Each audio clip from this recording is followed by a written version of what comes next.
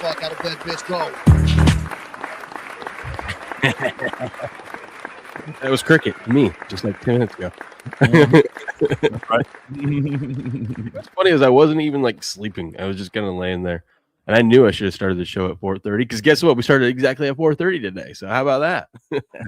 I know when I'm looking, I'm sitting there at 7:14, and I ain't seen nothing coming here. I ain't seen no good morning in the chat, so I just make the phone call, man. And you silence it real quick. That's just your friendly morning wake up call from the front desk, man.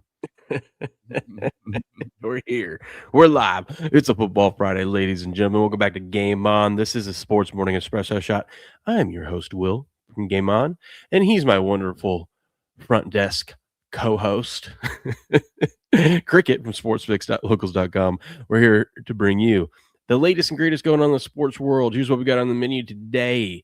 Got to talk about this gambling scandal that dropped yesterday. Big one, too. Won't be the last time we talk about it. I'm sure we're going to have updates and whatnot throughout that. We have I want us to go through, even though we do have the Wise Guy Roundtable the next 2 days, I want Cricket and I to go through just briefly each game because I'm going to clip them out as like standalones of kind of our thoughts and bets that we're looking at. And I got some stats and statistics for each team of why they are going to win or not win and whatnot. So we'll do that at some point. I do have so Steps came in with that betting ladder yesterday. Steps and I are doing the betting ladder right now. And I actually found something interesting. So we've hit 3 legs of it, but I found an interesting angle on this thing. I'm just going to tease it there. I found something interesting and a betting strategy that we need to talk about. So, and that's what we do here. So we'll talk about that. I think I found a pretty good one for y'all on your little ladder today, but it's not going to be like a minus 500. It'll probably be like a minus like 380 or something. But I think it's a good one. Our next one is supposed to be around minus 200. Oh, I think I got a good one for you today. I don't know if it'd be We've quite done the that. 5, we've done the 4, and we've done the 3, and the next one is supposed to be around 200. We got a lot to talk about with that because I've been looking at a whole bunch of different things. Yeah, Steps wanted to take your Mercer pick yesterday. I didn't even see what happened on that. Like I said, that was literally was the first. Well, he said, he goes, I know Cricket was saying this as a joke, but we could take Mercer. I think this was for like the minus 400 or something like that. He's like, we could take the Mercer and get +6 on it, and they ended up winning by 9, so it won. But he was mad that I didn't want to take his pick because shout out to Scott Seidenberg over at betterday.com. Scott gave out some hockey plays yesterday, so he took the Penguins minus 1.5. They covered easily, but I was like, we could take the that the Flyers won't win by 1.5, so we're getting like a 3-puck swing, right? Yep. And I was like, so as long as the Flyers don't win by, the Penguins, who are, plus 150 to win by 2 goals or more, big home, they're 60% just to win in general. We just need them to not lose by 2 or more. And so we took that side, and that one came through with ease. The Mercer one, when y'all told me the minus 500 and stuff like that, I was just clicking on the books. I clicked on different sports trying to find one. And held the college basketball. The first one at the very top was exactly minus 500. It was Mercer, and I was like, "Well, there it is. That's got to be the one." There it is. Are we not on? Here, we're live right now. Yeah, I think we're here. Jose Contreras says, "I don't see you on YouTube. It was that they're not." Let's see. We are live, and I did not mean to send that in all caps. Sorry. We are live.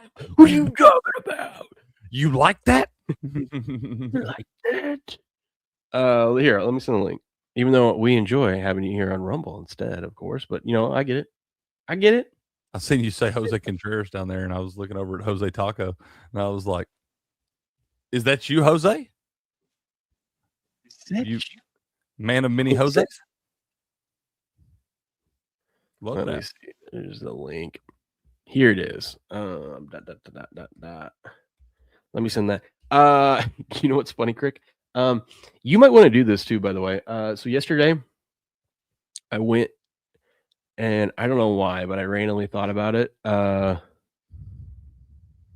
know how when you go on X and you go to your message, like your little chat center? Mm-hmm. You know how there's that thing that says requests? Let me see if I can find it. So you just go to your messages? Yeah, and then it automatically pulls up all your messages for people that you've been talking to. But I have mine set up to where random people can't just DM me. It goes into the request bin. I think that's like a default. Oh man, I need that. I forgot to check I'm so bad at checking the request bin. So I did it yesterday, and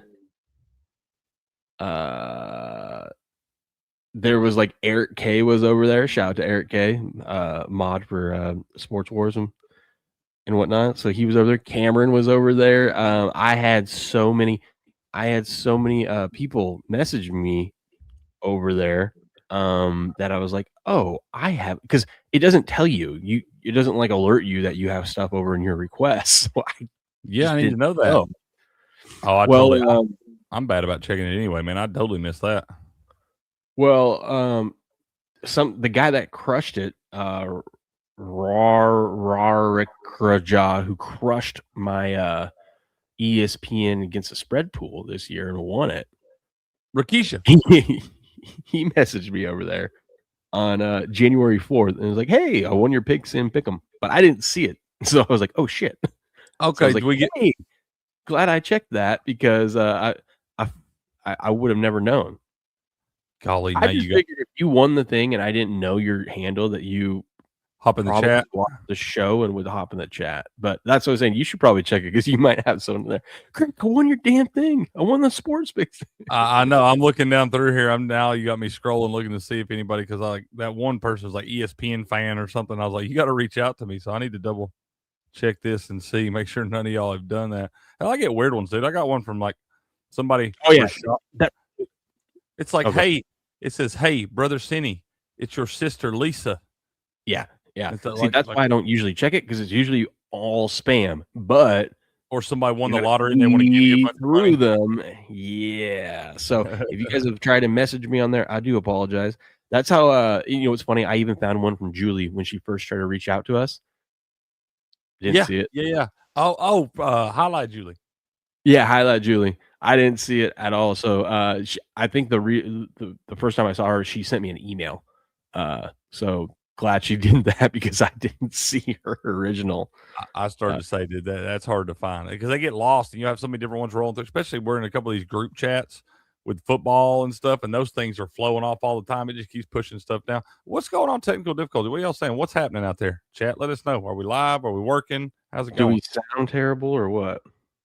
Yeah, what's going on there? We look fine. It's going normal for me on my end. It looks like it always does.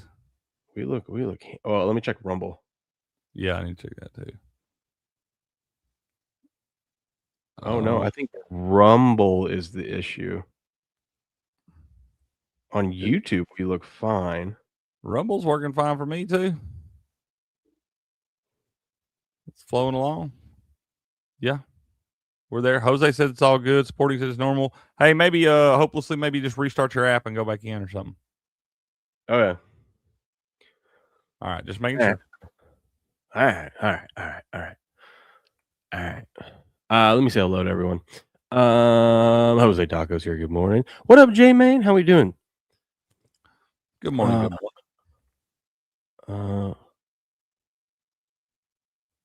Oh, you talking about nobody surprised by the betting scandal thing? Oh yeah, I'm never surprised by that. We're going to get into it, but there's just certain games now in some of this college basketball that I think I'm going to look at and don't care if I find a good side or not.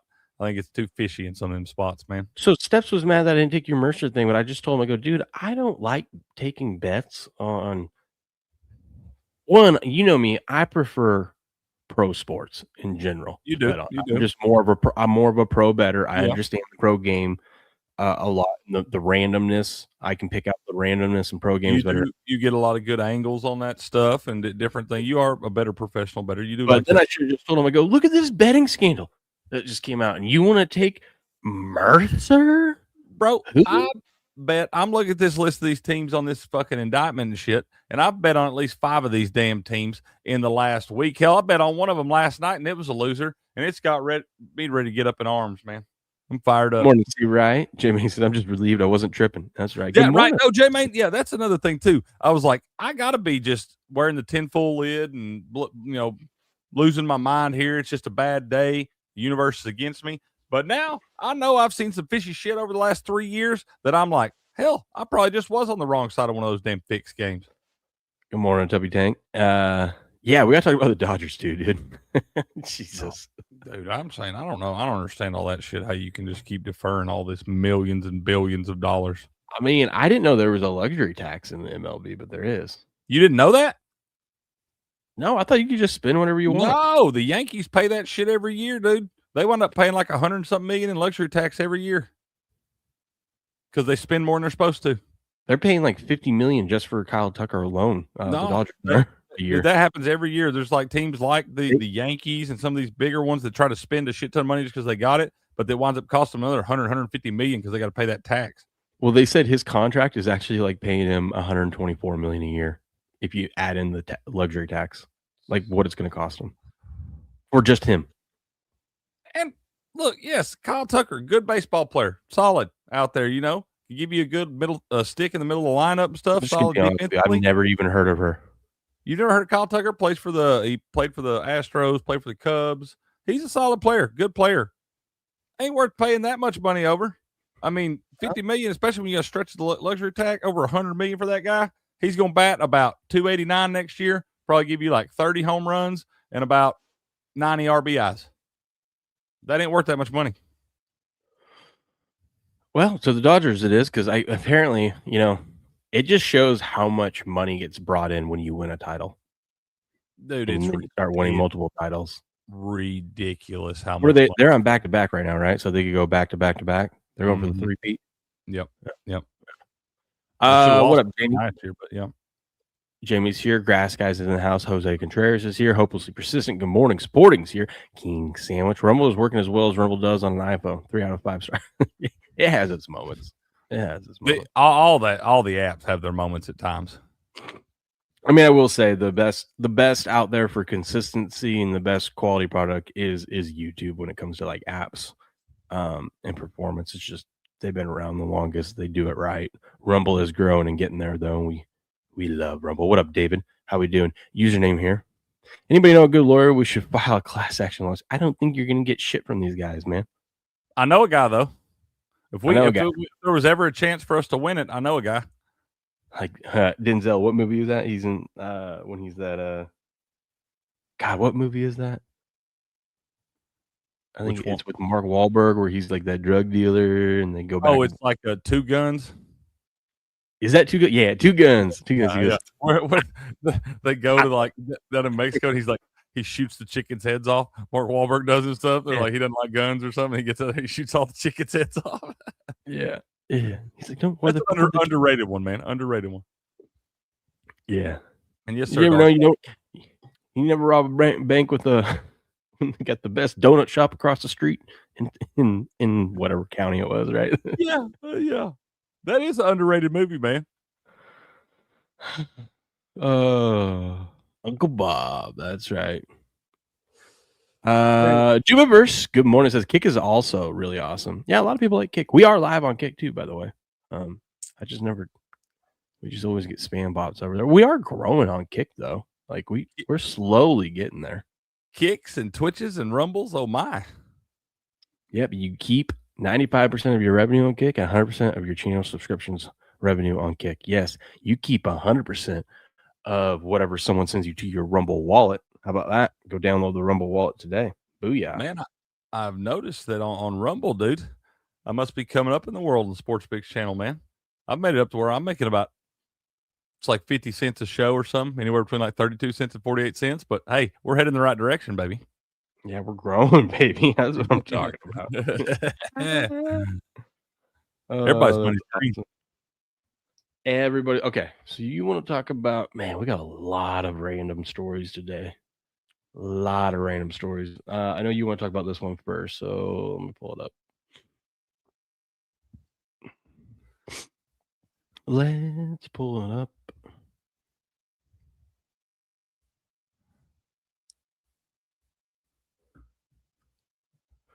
Well, yesterday we had a massive gambling story break out of college sports, college basketball in this case. What is it? Over 20 people were charged with point shaving in 30, some of these. What was it?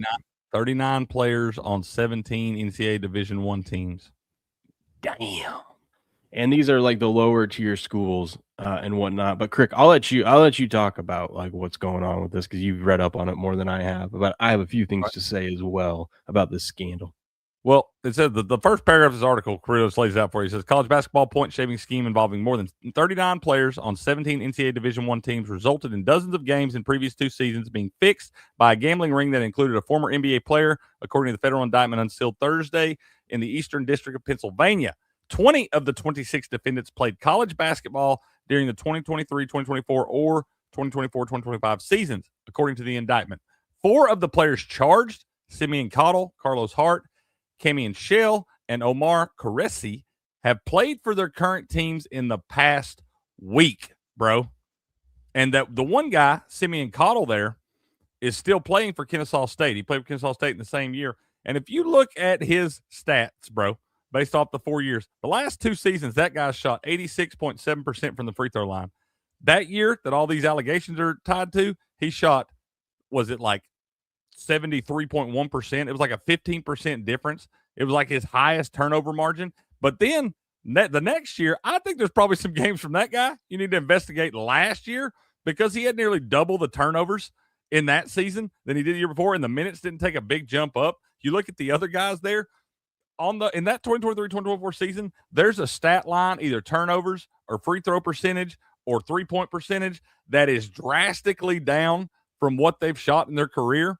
These guys were clearly shaving some points. The list of the schools it goes with, it's Abilene Christian, Alabama State, Buffalo, Coppin State, DePaul, Eastern Michigan, Fordham, Kennesaw State, LaSalle, New Orleans, Nicholls State, North Carolina A&T, Northwestern State, Robert Morris, St. Louis, Southern Miss, and Tulane. I have bet on at least 5 of those teams in the last week. I had one of them bet last night, and as soon as I saw this come out, I knew Robert Morris was absolutely dead to rights in this thing. Crazy, man. This is a crazy story. There's all kind of different stuff coming out, man. And where they got caught, dude, is the amount of money they were putting on some of these stupid-ass games that had no business having this kind of money on it. I mean, you had $458,000 on Towson to beat UNC-AT. Who's betting $500,000 on that fucking game? You had Here's what I don't get with that. Who's accepting that bet? Right. That doesn't immediately raise red flags to you unless you've got an alumni for one of those universities that you know is just a billionaire and just does not care. And even then, a $500,000 bet on Towson and UNC A&T is going to raise some flags. You got another one, $424,000 on Kent State to cover the first half spread against Buffalo. Somebody bet $424,000 on the first half spread of Kent State and Buffalo. $275,000 South Alabama to cover first half spread against Southern Miss. The list goes on and on, man. Hell, the smallest bet made on this thing was a $30,000 wager in a first line wager on St. Bonaventure and LaSalle. The Bonnies. That's the thing, y'all. When you're making a bet that covers all the other action on this game combined, it's going to raise a red flag. And you can't get to you talk about, we talked about this a little bit before we came on. You talk about how some of the NBA players are, they're still making good money, and you'll find spots where they'll get it fixed and stuff too. Not usually the bigger dogs, though. And it's kind of the same way in college now. When you look at the NIL and the way it's going, some of these bigger schools with the bigger stars that have realistic chances, you'll look, every one of these guys on this list, I guarantee you not a single one of them plays in the NBA. And they know that. So any guy that's got a real shot to go to the NBA, you don't want this black mark on your name, this stain. So, yeah, I'm to the point now where on these days like yesterday, where we're digging through trying to find winners like Bryant and Robert Morris and Green Bay and shit, I'm about to swear off them damn games altogether because I don't know. Yeah, you really don't. I don't believe so. One of the big takeaways from this is like the reason why you don't see this at the bigger schools is NIL. These guys are making too much money. You can't corrupt them or whatever. And I'm calling bullshit on that because we see in NBA and MLB players, like you said, we're not seeing the guys that are making, the big 40, 50, 20 to $50 million a year. The stars do it, although I would argue we just haven't seen anyone get caught with it. But anyways, but you are still seeing guys that are making $10 million a year.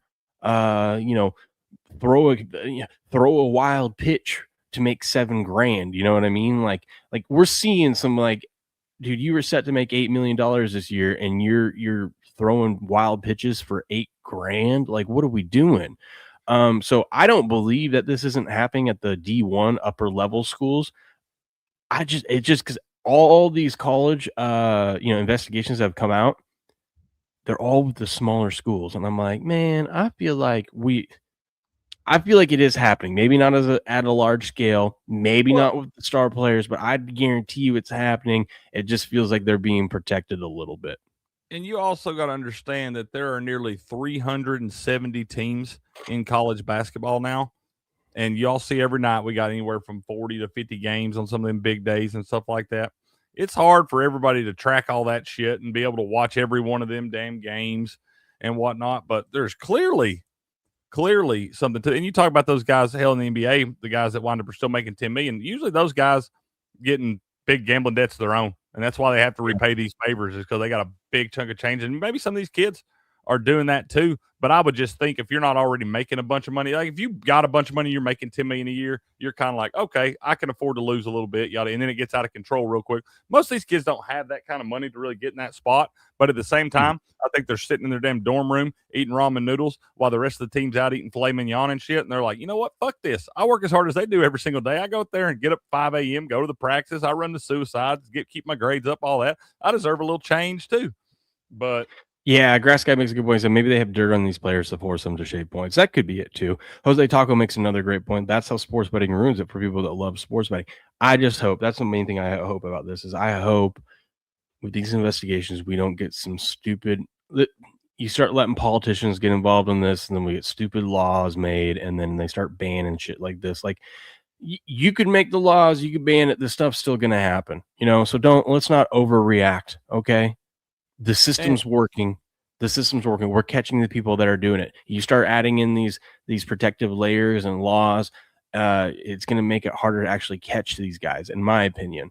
Because criminals are going to still do it, man. Criminals are criminals, right? They're still going to do it. And they're always going to be the shady element out there, y'all, especially when there's this much money involved. But why are all these idiots? We need to bring back, you remember that show, Dumbest Criminals? That they show it? Hell, it may still be on out there somewhere. But these people just be doing stupid shit like locking themselves inside a pawn shop they're trying to break into and stuff like that, But these people, why are y'all texting? They got some of these text messages shared from like these guys back and forth. And like they would get these players on teams and then try to get them to recruit other players on the teams and stuff like that. And they'll be texting back and forth, so-and-so's in, so-and-so's in. And this other guy, he might be like, hell, I've already got that guy. That's the worst team in the Big East. And different little things back and forth. Or he'd be texting a guy. They had one that there was one game that didn't work out that they were trying to fix. And it was something that like one guy did his part because he was trying to shit it up. And his team still wound up winning. And he's like texting these guys after, because you probably, as a college kid too, if you said you were going to fix something and you knew they were putting a bunch of money on it and all of a sudden it didn't work out, that butthole puckers up a little bit then too. You don't know who's coming to break your kneecaps or whatever's going on there. So he's texting that guy immediately after. And he's like, man, I'm sorry I tried. And the guy's like, nah, man, you totally did your job and stuff. Like the incriminating evidence in this stuff that's in a digital thumbnail or digital fingerprint or whatever, it's easy for these people to find. And clearly this U.S. integrity folks that are after this stuff, they know what the hell they're doing, and they're going to catch you if you keep trying this shit. They're real good. They're real good at their job. Real good. Speaking of dumbest criminals, I heard a story yesterday that some guy bought some meth and feels like his dealer didn't give him like just pure meth. He feels like he had a bad trip with it. So he went to the police station and asked if they could test it. Can you test my meth to see if this is good? Yeah. So they tested meth. They go, no, that's pure meth. By the way, you're arrested for possession. By the way, you're under arrest for drug charges now. You dumb shit. It's like, but it's not me. It's that guy. He was screwing me over, I felt. Yeah, you dumb shit. That's like, what y'all want to know, if you're buying any kind of drug in some kind of powder form in America, that's been cut about 10 times before it got to you. Yeah. Baby laxatives and baby powders and stuff. Oh, man.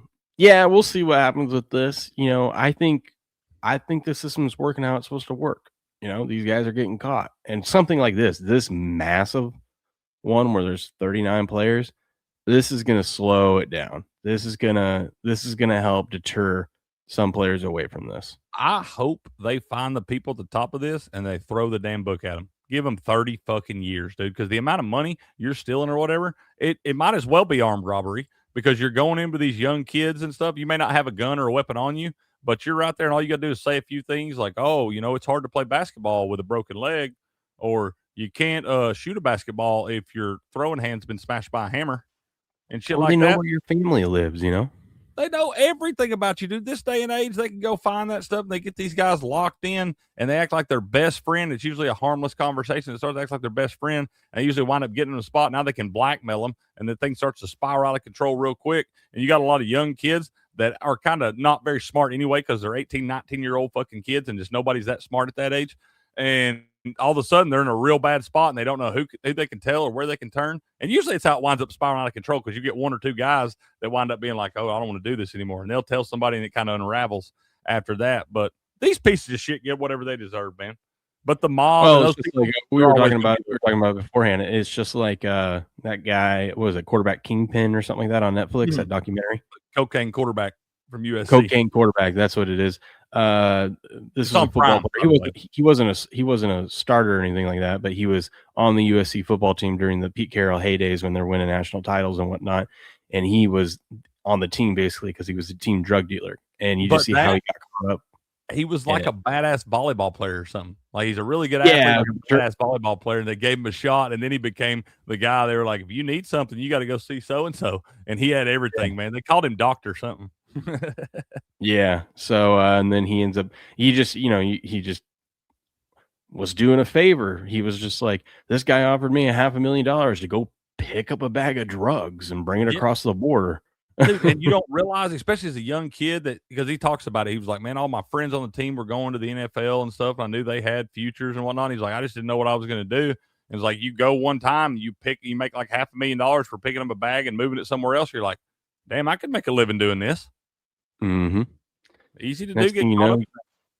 Next thing you know, you're in Australia smuggling drugs. In Australia, trying to smuggle drugs out of the hardest country in the world to smuggle drugs in and out of. And I'll tell you this, your cartel boss or whatever, he don't want to hear no excuses. No, he don't care. He said, I sent you 45 kilos of cocaine. You better get that shit inside. And also I need $15 million in 30 days. Yeah. 30 days. You're lucky if you get 30 days. You're lucky if you get 30 days, bro. There'll be a new shipment coming by then. Yeah. We'll see where this goes though. But like I said, I think the system's working. I hope there's not an overreaction to this. And I do think this will deter some people. But let us know what you think in the comments below. Smash the like button, subscribe to the channel. We'll catch you on the next video.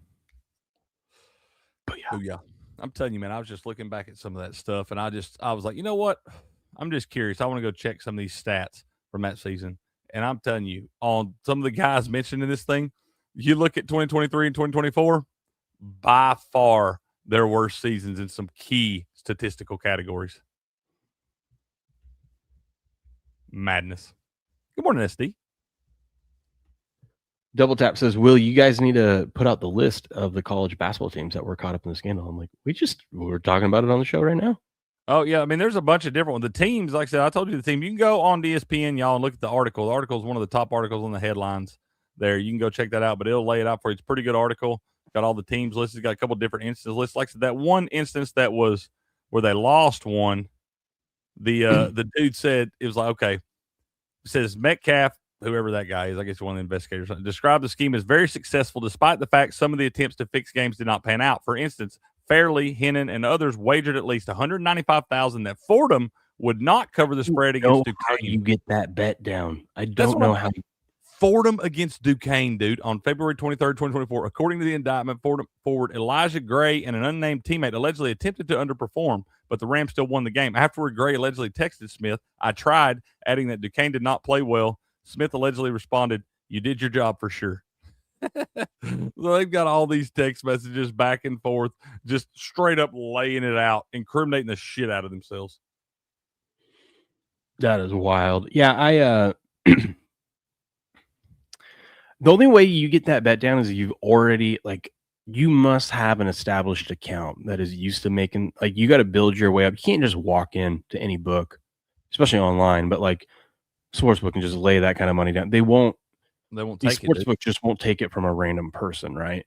But Because if you have history, right? If you have history, then yeah, they'll take it. That's like you, Hopelessly. Like you just kind of started betting. I think Hopelessly's made 2 sports bets in his career now, and he's undefeated, never lost on both of those. And so it'd be like you, Hopelessly. If you walk in, all of a sudden you got a $10,000 bag or something, you try to lay a stack up there, you're like, I think that Robert Morris is going to beat Green Bay by more than 3.5 tonight. And some, just weird shit like that. But if you're going to lay a big bet on that and you've never, ever been flagged for laying any big bets, immediately they're like, I don't know about it. Why would you do that? Good morning, SD. Also, good morning, Buku. SD back up there. How you doing, buddy? Good morning, Buku. Snuck in here. Okay, before we get into the betting strategy that I want to talk about and the ladder that Steps and I are doing, you remember this chick? This little girl? Yeah. From last year, the one that was randomly. Last week. Last week she went 0-6. This video right here, she went 0-6 picking the matchups. Okay. She went 0-6, Craig. She's made her picks this week. Let's watch. Okay.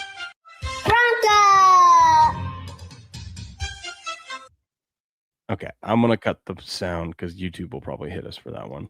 Yeah, with the draft thing or whatever. Picks the Broncos, but then she goes, "No, never mind. I want the Bills." So Bills is official pick.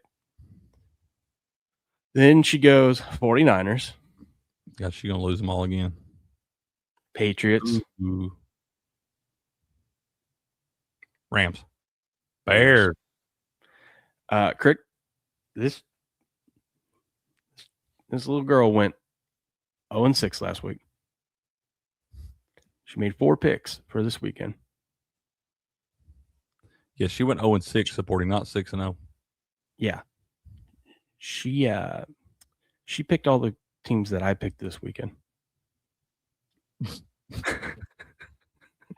I don't know how to. Yeah, this is how I feel about it. I'm really happy to see her on. This is how I feel about it, Craig. She's due. All right, she's due. Because if she goes 0-10, I won't even be mad because that is impressive to pick 10 games wrong in a row. It's just as hard to pick 10 wrong in a row as it is to pick 10 right. Yeah. 100%. So I feel like we're calling this redemption week. I was thinking, she's coming back. She's going 4-0, baby. I was thinking, do we just jump on the tail train this weekend? Because hell, she can't keep it running that bad, can she? But I'm kind of liking the fact that she's on the opposite of 3 of the 4 this weekend for me. Only one she was on that I like is the Patriots. So we're opposite all the other games. That's funny. I can't wait to talk about it then. That's gonna be good. Yeah, I saw that. I was like, oh boy. Oh boy. It's like the the dog at the top of the stairs that hits the ball into the bucket for basketball games and who's gonna win in the series, who's gonna win the game and whatnot. Yeah. It's kind of like one of those. Yep. Okay. I totally feel like she's picking it for uniforms and stuff. Yeah, I don't know what her strategy is. It's not a very good one right now. Or it is if you know to fade it. That's fair too. Okay, so Steps came in here yesterday and was talking about doing this ladder, and the ladder is so you start at -500. It's a 7-leg ladder. If you go -500, -400, 300, 200, -150, and then 2 even money bets. If you do that, you'll win 19 units back of what you started with. So you'll end up in total with 20 units from your 1 unit that you started with. Okay. Steps and I, we started with right here. This one freaked me out. The -500 was the biggest sweat, dude. I know. And your number was a little higher. I had over 212.5 at the -500 for me. Well, this was a sweat because they scored like 127. So we just needed over 215.5. They had like 127 in the first half, and I go, "Oh, this is going over for sure." And then they come out with a 38-point third quarter, and I go, "What are we doing?" So we need 53 points in the fourth quarter to get over, which isn't hard to do in any NBA game, but the fact right around that 30, they just put up 38. You know what I mean? Like they scored over 60 in both quarters in the first half, and then here they are putting up a 38 in the third quarter. I go, the hell we doing? They went over. They almost went over the original game total.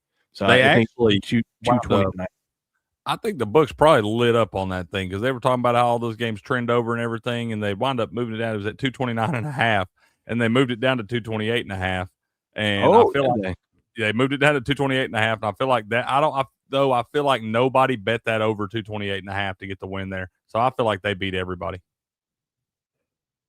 Yeah. So, anyways, we won that one. So we won our minus 500. Our minus 400 was just to make sure the Flyers didn't win by 1.5 goals. The Penguins were 60% chances to win the game outright.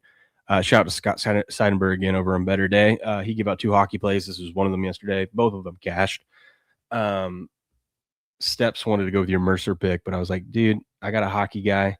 Scott's usually dialed in. Like when Scott puts out a minus 1.5, he'll put out stuff for like a team to win, but when he puts out a minus 1.5, those usually hit more times than not. And the only way they hit is because there was a last second goal that goes in to cover the minus 1.5 puck line.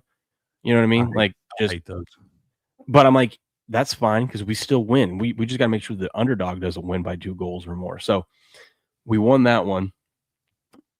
And then last night was this one. Steps gave me the system play of he's got a list of stadiums where 2 teams that, like, if a team is on the road coming into one of these stadiums and they underperformed, they had struggled to score the game before, and now they're going to a stadium where it's hard to score in general, you go under, it's hitting at like a 68% rate. So the original line in this was like 148.5. So we took it because we needed a minus 300. So we took it up to minus 157.5. It didn't matter. I think the total ended at like 139. So we covered it with ease. So we've covered the first 3 legs of this. So now we got to find a minus 200, a minus 150, an even money, and an even money bet. So this is kind of how it plays out. I did this little parlay calculator to show you. If you do a minus 500, 400, all those, right, you get plus 1,900 in return. So that breaks out. But I was doing something. How do I remove one of these? Oh, I guess I was looking at this, Crick. Okay. You could turn 1 unit into 5 units. So net plus 4 units. And all you got to do is win a parlay, a 5-leg parlay of a minus 500, 400, 300, 200, and 150. What could possibly go wrong? Honestly, though, this feels really doable to me. It is doable. It is doable. So I like it better. Like by the time we started with $50, by the time if we win our minus 200 or minus 150, we'll have $250. And I'm like, Steps, we could either continue or we could just say, screw it, take our $200 winner, go back to our original 50 and start back up on the ladder. I like it better being a progressive ladder and not trying to do it all like the same day and put them all in at once, just like picking a random one. Oh, yeah. Not doing the parlay and whatnot. Yeah, I get that. Like you can take your time with it. Like yesterday, we weren't planning on doing 3 picks. We just found 3 picks that we liked. That's like that damn dude we saw last year. We shared one of his tickets on DraftKings. He had like a 14 or 15 leg parlay that was a progressive parlay. And the last thing he needed was like the Celtics or something. Like he went to the game. He wound up winning his bet or somebody was like, huge payout. But he did that too, man. And I'm like, it's hard to hit a parlay in the same day, dude. It's hard to get all those picks up. But the progressive stuff, I like this.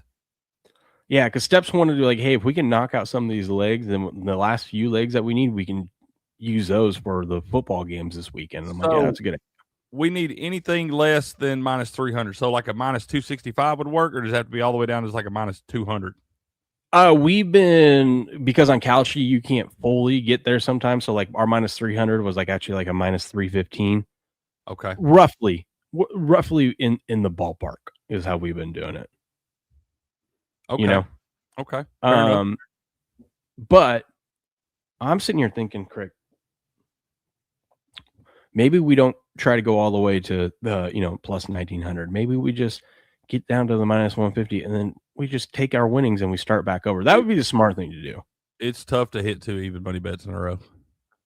Yeah, that too. I mean, that's really, really tough to do anyways. I mean, hell, the minus 150 is going to be tough too. I was going to say, you think those are money in the bank, and they're not, I promise. But it got me thinking about a couple of things. I might, when we get down to here, if we win it and we have that 250, I might just start back at the top with the 250.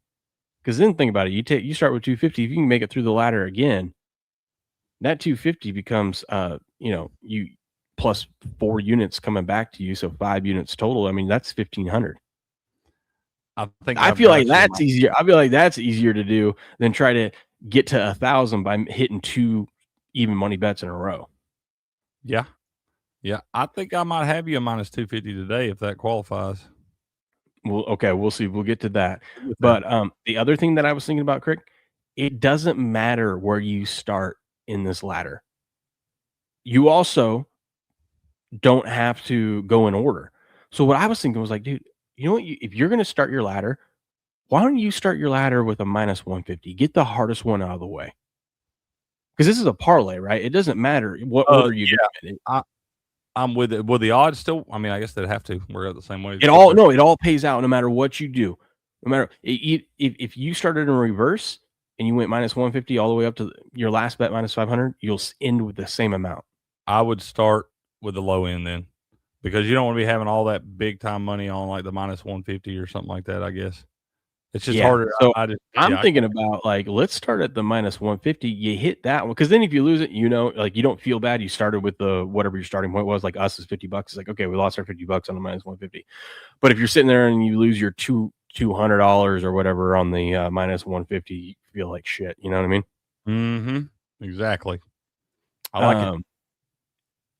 But like I said, you could do the minus 150 and then maybe you find a play that's your minus 300 leg and you do that one instead. And then you find your 200 minus 200, that way you're not forcing to find something around these odds. You can find your best bet that's around these odds over multiple days. But I think I'm going to start doing that with this ladder challenge. It's pretty fun. It is pretty fun. I think it would be wise if we do hit the last 2 legs of this to pull some money out and start over. Always pull at least your original bet out, man. Play with their money. Yeah, you can do that too. But yeah, maybe that's what I do. Maybe I'll start with $200 and go through this again. But I was looking at this and I'm like, this is actually, because honestly, if you really pick and choose, it's really, really hard to lose these minus 500 or minus 400. These are like minus 500 is when you're on Kalshi, when you see something like 83% chance. That's what it is. Minus 400 is your 80% chance. How many times do you see those 80% chance lose? I mean, you got a 6-leg parlay and you've got 5 minus 110s. You'll bury those, and the minus 380 will kick you in the head. Yeah, that's true. I'm not saying it doesn't happen, but like if you're sitting there and you don't even have to, I mean, you could wait to do it live. Like if you're watching a hockey game and like there you go. A favorite is like 60% last night, they go up 2 goals or go up a goal and get a little edge for you. You can live bet them around that, whenever they get to the 83-cent mark, then you could be like, okay, I'll live bet them now. Now I got a cushion, instead of guessing at the beginning of the game and taking a minus 83% and random shit happens in the beginning of the game and then you're sweating it out. I don't know. There's different ways to do it, but I do like this. I will continue to do this and post them over on X. So make sure you're following me at GameOn_picks if you want to tail us. I know Cameron's tailing us on this right now. He started with $5 and I go, that is smart, sir. Yeah, that's the way to do it right there. Don't start with 50 like we did. Start with whatever you're comfortable with. Yeah, you guys are psychos though. Oh yeah. Cameron doing it. I didn't know Steps was gonna like we were supposed to do this together. I thought we were both supposed to do one because he was like, why are we doing this hockey pick? I'm like, you can do whatever one you want, sir. I'm gonna do the hockey pick. And he's like, no, I'm tailing this. And I'm like, oh, okay. So we're riding this together. I thought we were competing against each other is what he wanted to do yesterday. That's what I thought too. That guy has more appointments of some kind than anybody I've ever met. Well, he's an old man. Step's always got some appointment he's going to somewhere, doing something, man. He might be I think a pimp. he has Second Life. That's his appointment. He might be a pimp. He might be. Down there, yep. Fair enough. Fair enough. Yeah. Good morning, you Jermaine and Ghost. Blue. Good morning. Y'all. Yeah. So I don't know. I like this thing, dude. Usually, I just seen Crowder got Kalshi sponsor. Maybe hit him up. Oh, Crowder! That's the first person I've seen on Rumble have a Kalshi sponsor. God, Kalshi! I wanted them to sponsor our show. So bad. So bad. B-Mac asked you something down there, man. Odds of Steps and Will's ladder challenge last less than a week. Well, we only have two legs to go. We've already knocked 3 legs out. I started to say, man, it may not have to last a week. They might win that thing today. We might. But I like this. I think I might just do this in general more often. It's fun. But 2, I think it's a damn good way to pull in 4 units. And you could do it. You could do it in one day. You could do it in a couple days. You know what I mean? Like it's what I'm saying, dude. If you could pull in 4 units a day, it's a real nice ROI, man. Or even 4 units over the course of 2 days, you know. Obviously it's guaranteed. But I think when I start with like over 500, if you picked up 4 units every 2 days, you're still gonna make over 500 units on the year. Yeah, 2 units a day, man. But with just how much, all the different things you can bet on Kalshi, you know what I mean? It's like, I feel like you can really pick your spots. Just think about it. Like, if you need a minus 300, just go to an NBA game and start breaking them down. Because some of those, it's like remember SGA is on that crazy tear of like 116 games now of 20 straight point games. Dude gets like, his over-under is like 34.5 every game, right? If you can get that down to like 20, like if you need your minus 400 and you can get SGA over 24.5 points, it's like, okay, well, that's going to happen. Or like yesterday when you had like the Grizzlies who were what, like 4.5 or 5 point dog, or 4.5, 5 point, dogs in that thing. And we just ran them out to like 13.5 or 14.5, something. It was 17.5, for the minus 500. Yeah. You just take that. I mean, granted, it's not a guarantee because you do see that shit happen in the NBA and stuff like that. I'll tell you what, I was thinking that same thing. The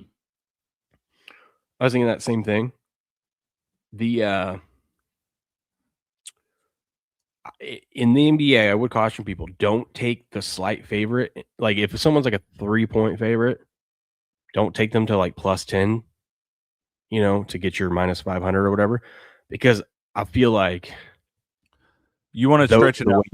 Those are the way you get burned. Like the under, because we see blowouts in the NBA all the time, but it's rare. It's more times you see the underdog come in with the upset. That's why when I was doing that strategy, I was betting those underdogs like Alton line 10 to 12 points. So I'd rather if you have like a 9-point NBA dog and you can take them up to 23. That's the key. Do that. Don't be taking the like 2-point dogs up to like 9 or 10, because you can see teams straight out the double-digit win or whatever. But if you got a team getting 5 or 6 and you stretch them out to 15, 16, 17, whatever, that's a big point differential right there. That's way you take a 13.5-point favorite and you just take them to win outright, right? And you got to remember too, in the NBA, like a 10-point lead ain't really safe. You can put up points in a hurry, but if you get it stretched out to like 15 or 16, you'll see those teams slow the clock down, try to dribble the clock out, and all that, shorten it up. So yeah, I'm with you. I feel like totals is a good spot to look for totals in this one, like because when you can move the total, it's rare that the total gets blown, like either goes way under or way over. Like if you take a total down 15 points and you just need it to go over that in an NBA game, that's not guaranteed, dude. It's not guaranteed, but no, it's not guaranteed at all. But I'm like, usually those totals, because of all the bad beats and stuff like that, they usually end up right around the number more times than not. They do, but I just see more disparities on totals. Like hell, I had a couple totals that I lost last week where they went under by 30 damn points. What up, Dirty Reg? How we doing, buddy? Good to see you, man. Been a minute. It has been a minute. Yeah. So, what were you thinking that we should do? We need a minus 200 or a minus 150 today. Minus 200 or a minus. I haven't even looked at the game. We'll see who's playing today. We got NBA and hockey today, right? We do. I got one roughly minus 192 that I like.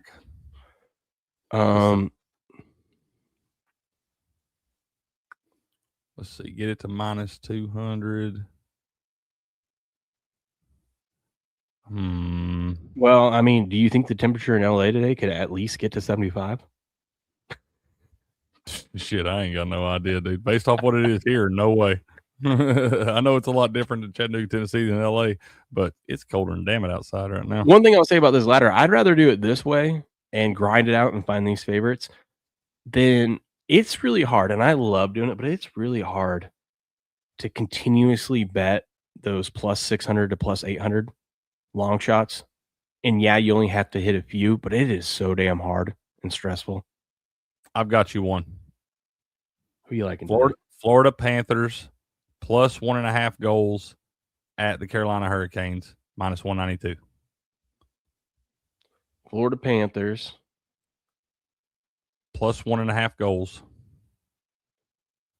minus 192.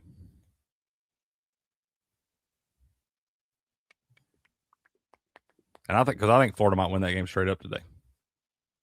But we're looking for our odds, and that the plus 1.5 for them is minus 192. So that'll fall in your parameters. The thing that makes me nervous about that one is so you have the Panthers are the underdog in that match. So the odds are the Hurricanes are going to win that game. I know that's not a guarantee, but this is how I'm thinking about it. Odds are the Hurricanes are going to win that game. If the Hurricanes are in the lead by 1 goal in the third period, at the end of the third period, the final few minutes, they're up by 1 goal. Florida's going to clear their net at some point, and then you might get backdoored. Yeah, you're always going to have to deal with that. But this is one of those where, and I'm kind of basing this off on the puck line, watching what I think the money's doing already. It's probably going to be close to pretty split in this one, but they're already moving the money line down in favor of Florida right there. So it feels like one is probably going to be a 1-goal game one way or the other. Let's see what I do like. Oh, yeah, dude. Yeah. Take the Panthers plus the 1.5. That money line's already moving down against the money too, and they're the champs, so they ain't, baby. They are. Let's see if there's a game we like. Okay, the Pacers are god awful this year, and so are the Pelicans. But the Pacers are favored at home. That seems against the the stupid ass Pelicans. You might could take the Pelicans out though. That could be one of those you could take them out to like 12 or 13 probably. Let's see. We could take the Pelicans. After we just told them not to take these games like this out there. The Pacers will win by 40. You know who I hate? This might surprise y'all. The Vegas Golden Knights and Jack Eichel can kiss my whole ass. They are pieces of shit. I've never hated a team in any sport the way that I hate the Vegas Golden Knights. The most we can take it to is Pelicans plus 8.5, which isn't bad. 8.5 is a key number there. Yeah, that's a key number. I'd be a little, that's like kind of what we were just talking about though. I'd be a little scared of those. Because if you got like a 7 or 8 point game, you might see some fouls at the end. The Patriots and free throws will win by 10 or 11. Yeah. Let's see. Dirty Reg says a basketball bet has to stick out like a sore thumb for me to make it. Basketball is too easy to score. Messing up lines big time. I'm telling you, man. Yeah, there is some crazy stuff. I feel like the public probably beats the books more in basketball than anything else. Yeah. Well, for our minus 150 bet, Zion to get 6 rebounds. B-Mac in here. Y'all are my people, man. I love how y'all come in here and throw the subtle shade, man. My people. I would have to get confirmation that Zion is going to play, but 6 rebounds for Zion minus 150. Let's see who's listed on the player props right now. He is listed right now, and usually on DraftKings, when they're listed in the morning like this, usually it's a pretty good indicator. Not a guarantee. You do need to check it later, but right now, usually if that guy's listed in the morning, he's usually going to play. Let's see what his average is this year. Oh, it's right around his average, 5.7 a game. Better not waste your money on that SD. But it's a high total, and Pacers play at a fast pace. I mean, it's 239.5 total, so it's like they're expecting a lot of shooting, so there should be more chances for rebounds in that game. This is kind of like what we were talking about the other day. Anytime you see a Pacers game or Toronto Raptors game is down like 222.5 or something like it was the other day when we took the damn under, because all the Pacers games are supposed to be a total like this, 239.5. So if you see them go down the mid 220s or lower, you just bet the damn under. Don't do it tonight. Yeah, Zion's minutes have been down. Yeah, that's the other thing. You just never know how he's going to play. They've been load managing that fool since he was at Duke. And I know he gets banged up. That's just the thing. When you got a body that's that big and you move that fast and stuff like that, and you get to a certain point in your life and all those ligaments and stuff don't hold up the same way, all those muscles. But they sit that guy down even if he thinks about getting hurt. Yeah. We don't have to pick that game. There's other games. We'll take a look. Yeah, Buku, I know that piece of shit had 4 points last night because I had the Maple Leafs for a 2-unit play, up 4-2, going in third period, and that piece of shit had 4 points and scored the game winner in overtime. Fuck Jack Eichel, and I mean that from the bottom of my heart. This is crazy, dude. Look at the Cavs schedule. So the Cavs, and I know they've been doing this more, especially in the middle of the season, so it's less travel. But the Timberwolves and the Cavs did a little home and home. And then tonight, or they were at the Sixers. What was that, last night? Were they at the Sixers last night? Who? We're talking about Cavs? The Cavs. Yes. No, I think that was 2 nights ago. Okay. They played at the Sixers, and they're playing there at the Sixers again tonight. Yeah, they had a day in between. They played 2 nights because that was the one, the Cavs. That was the one that you had that crazy parlay in, and they scored 72 points in the fourth quarter. Rick, I forgot to tell you about that. Well, I told you about part of it. So we missed that $3 little 3-leg parlay. I forgot, Crick. You had it round robin or something, didn't you? No, I had a free $6 play over on my Bet Online account. I picked 3 NBA games. I picked the winner and the total. Let's go. Actually, I'll show you what happened. I like seeing it in real time. So I picked Nuggets to beat the Pelicans and to go over 228.5. That's a winner. That's a winner. I picked no. Was it this game? Was it this day? No, it must not have been this day. Oh, Wednesday is probably Wednesday. We had a little bigger slate on Wednesday, I think. Oh, Nuggets over the Mavs. Sorry. I picked Nuggets over the 2 days in a row, so yeah.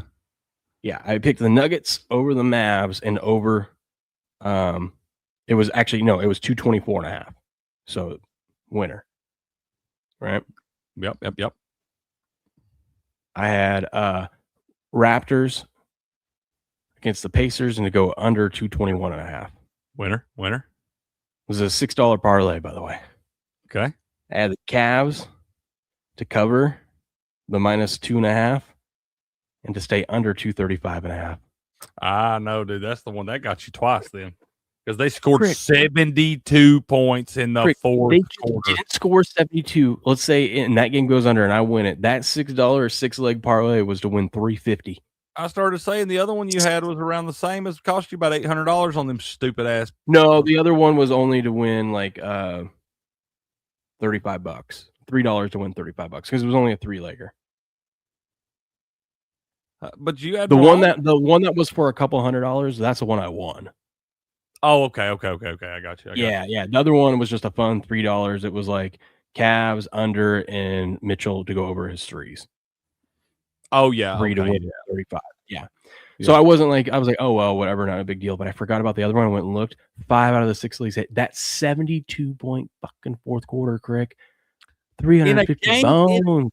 In a game that one team won by 26 points, why are we even still playing? It's because you get the backups in there and they try hard because they don't get minutes. Ugh. God almighty. That's self-sickening, dude.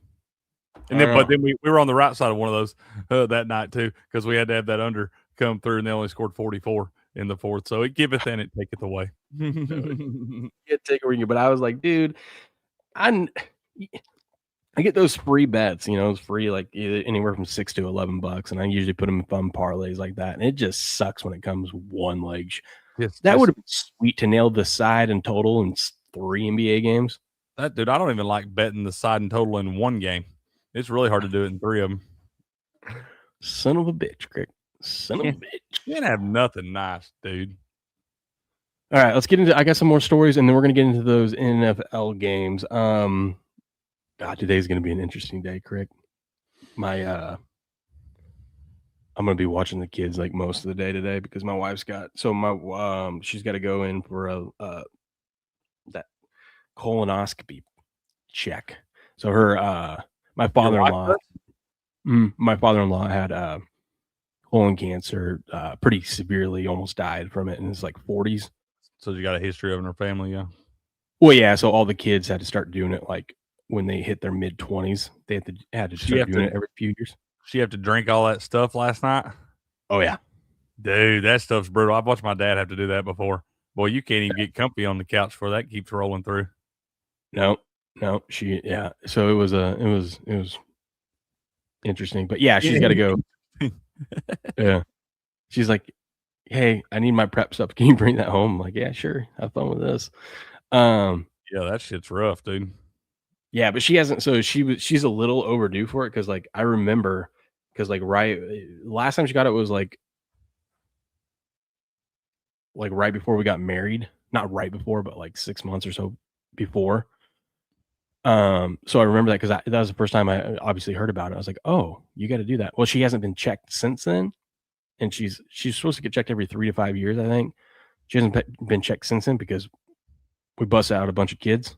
Yeah, you can't really do that when you're pregnant. You know what I mean? Like, that happens. It's true. And so she's like, oh shit, I'm past due. Does she have a history of like stomach issues? Like no, she doesn't. It's just they all the children have to do it at a certain point. Not a bad deal. Her stuff has always come back clean. So yeah, better safe than sorry. Ain't nothing wrong with that. That's exactly what my mother-in-law said, Dirty Reg. He said, you sleep like a newborn baby during your colonoscopy check. Fair enough. You I was gonna say, because y'all still kind of young for all that too. Usually about 40s when they start all that stuff, I feel like. She is old. She is what, 30, 36? She's an old one. I know SD's she's your age, and obviously I'm 38 in between you and Court there, but she's always telling me I'm an old ass man. Which she ain't wrong. That's what I do to my wife. No, so it's gonna be an interesting day. I get to deal with the little kiddos today. I got some John Gruden stuff for you. We talk about Coach. I love Coach. Get him, Coach. I don't want you to do it. It's what, dude. Just listen to this. I would just love to stand on the sideline on Tom Brady. Will you? Will ya? Dirty Reg, have a great day, buddy. Be safe out there. Good to see you. Later, buddy. Could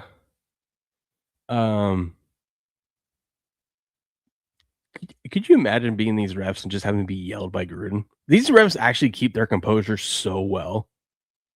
They really do. Yell. Yeah, they really do. Because you get a lot of shit. Those guys. You get a lot of shit said to you, and there ain't no telling what it is from some of those. He gets so mad. He like time warps back to puberty, man. Rules. I feel that way too, Coach. I feel that way too, man. Every fucking week. We talked about Kyle Tucker getting signing with the Dodgers. He's gonna make $20 million more annually than Aaron Judge. Does that not just seem absolutely foolish? Am I the only person that thinks that's ridiculous?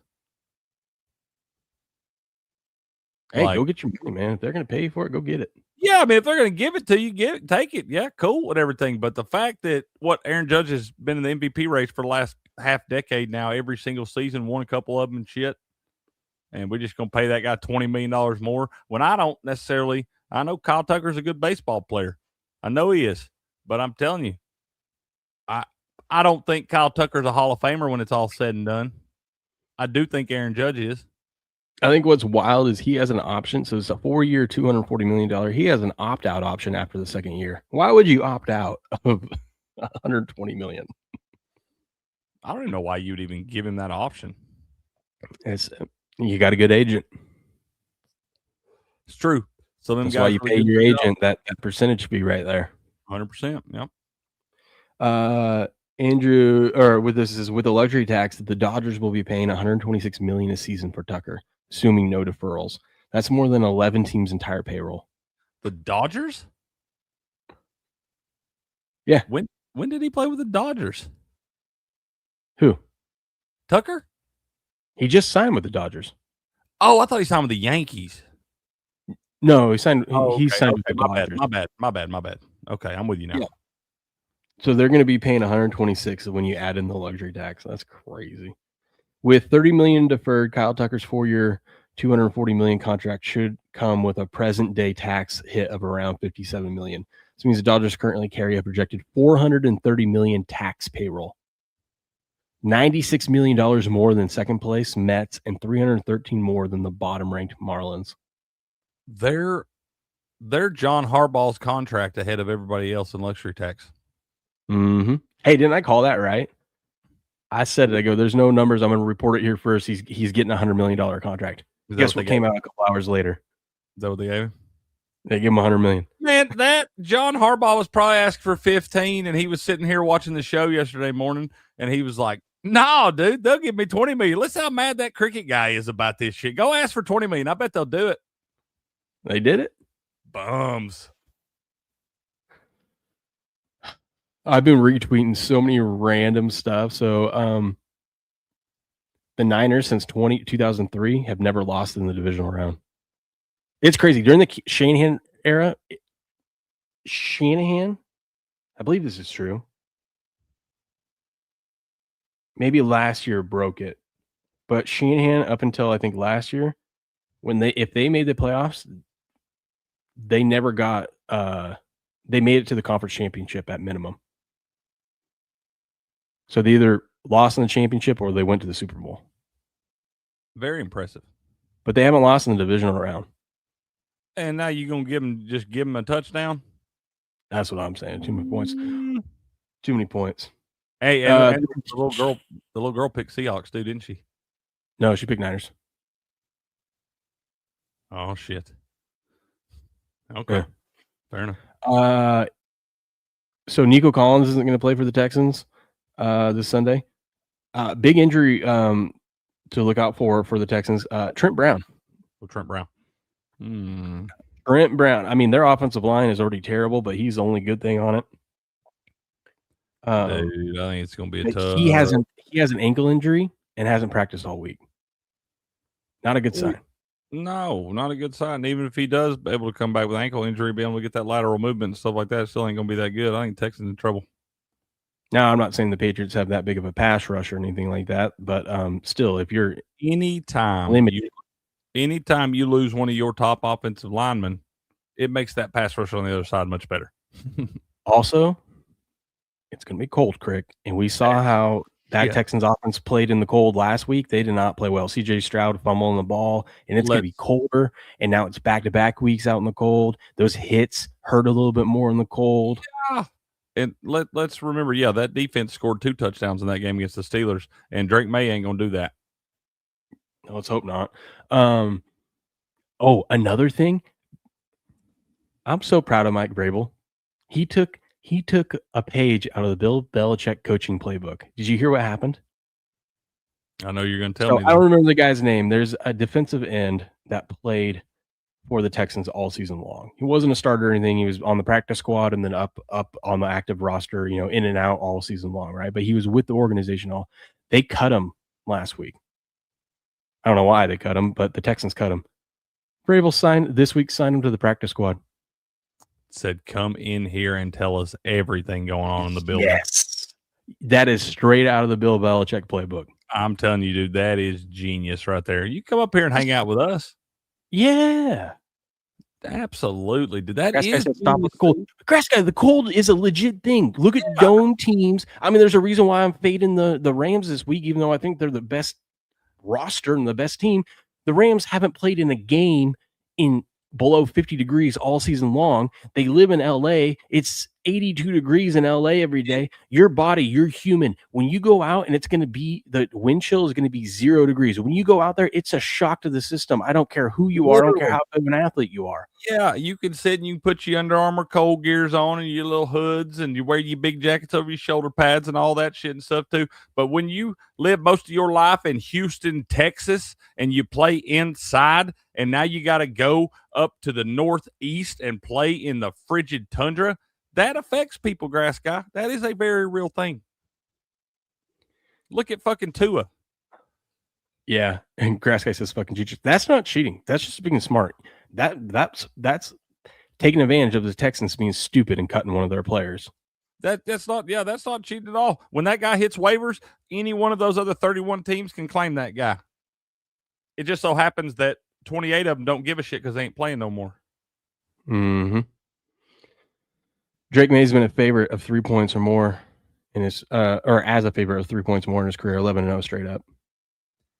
Average winning margin of 60 points per game. Also, here's what you need to understand too. They might have played in cold weather in college, but you're not. A lot of those teams, those guys in college, ain't play. Think about how many football games are left right now this time of year, Grass Guy. There's one left, and they're going to play it in a damn dome, or not in a dome, but they're going to play it in South Florida, where it's real warm and stuff like that. College it doesn't matter what it doesn't matter what you did in college. Your body gets used to your current environment. Like there's a guy I was listening to because a sports bettor that I respect. He was like, dude, he's like, no joke. He's like, I live in Pennsylvania.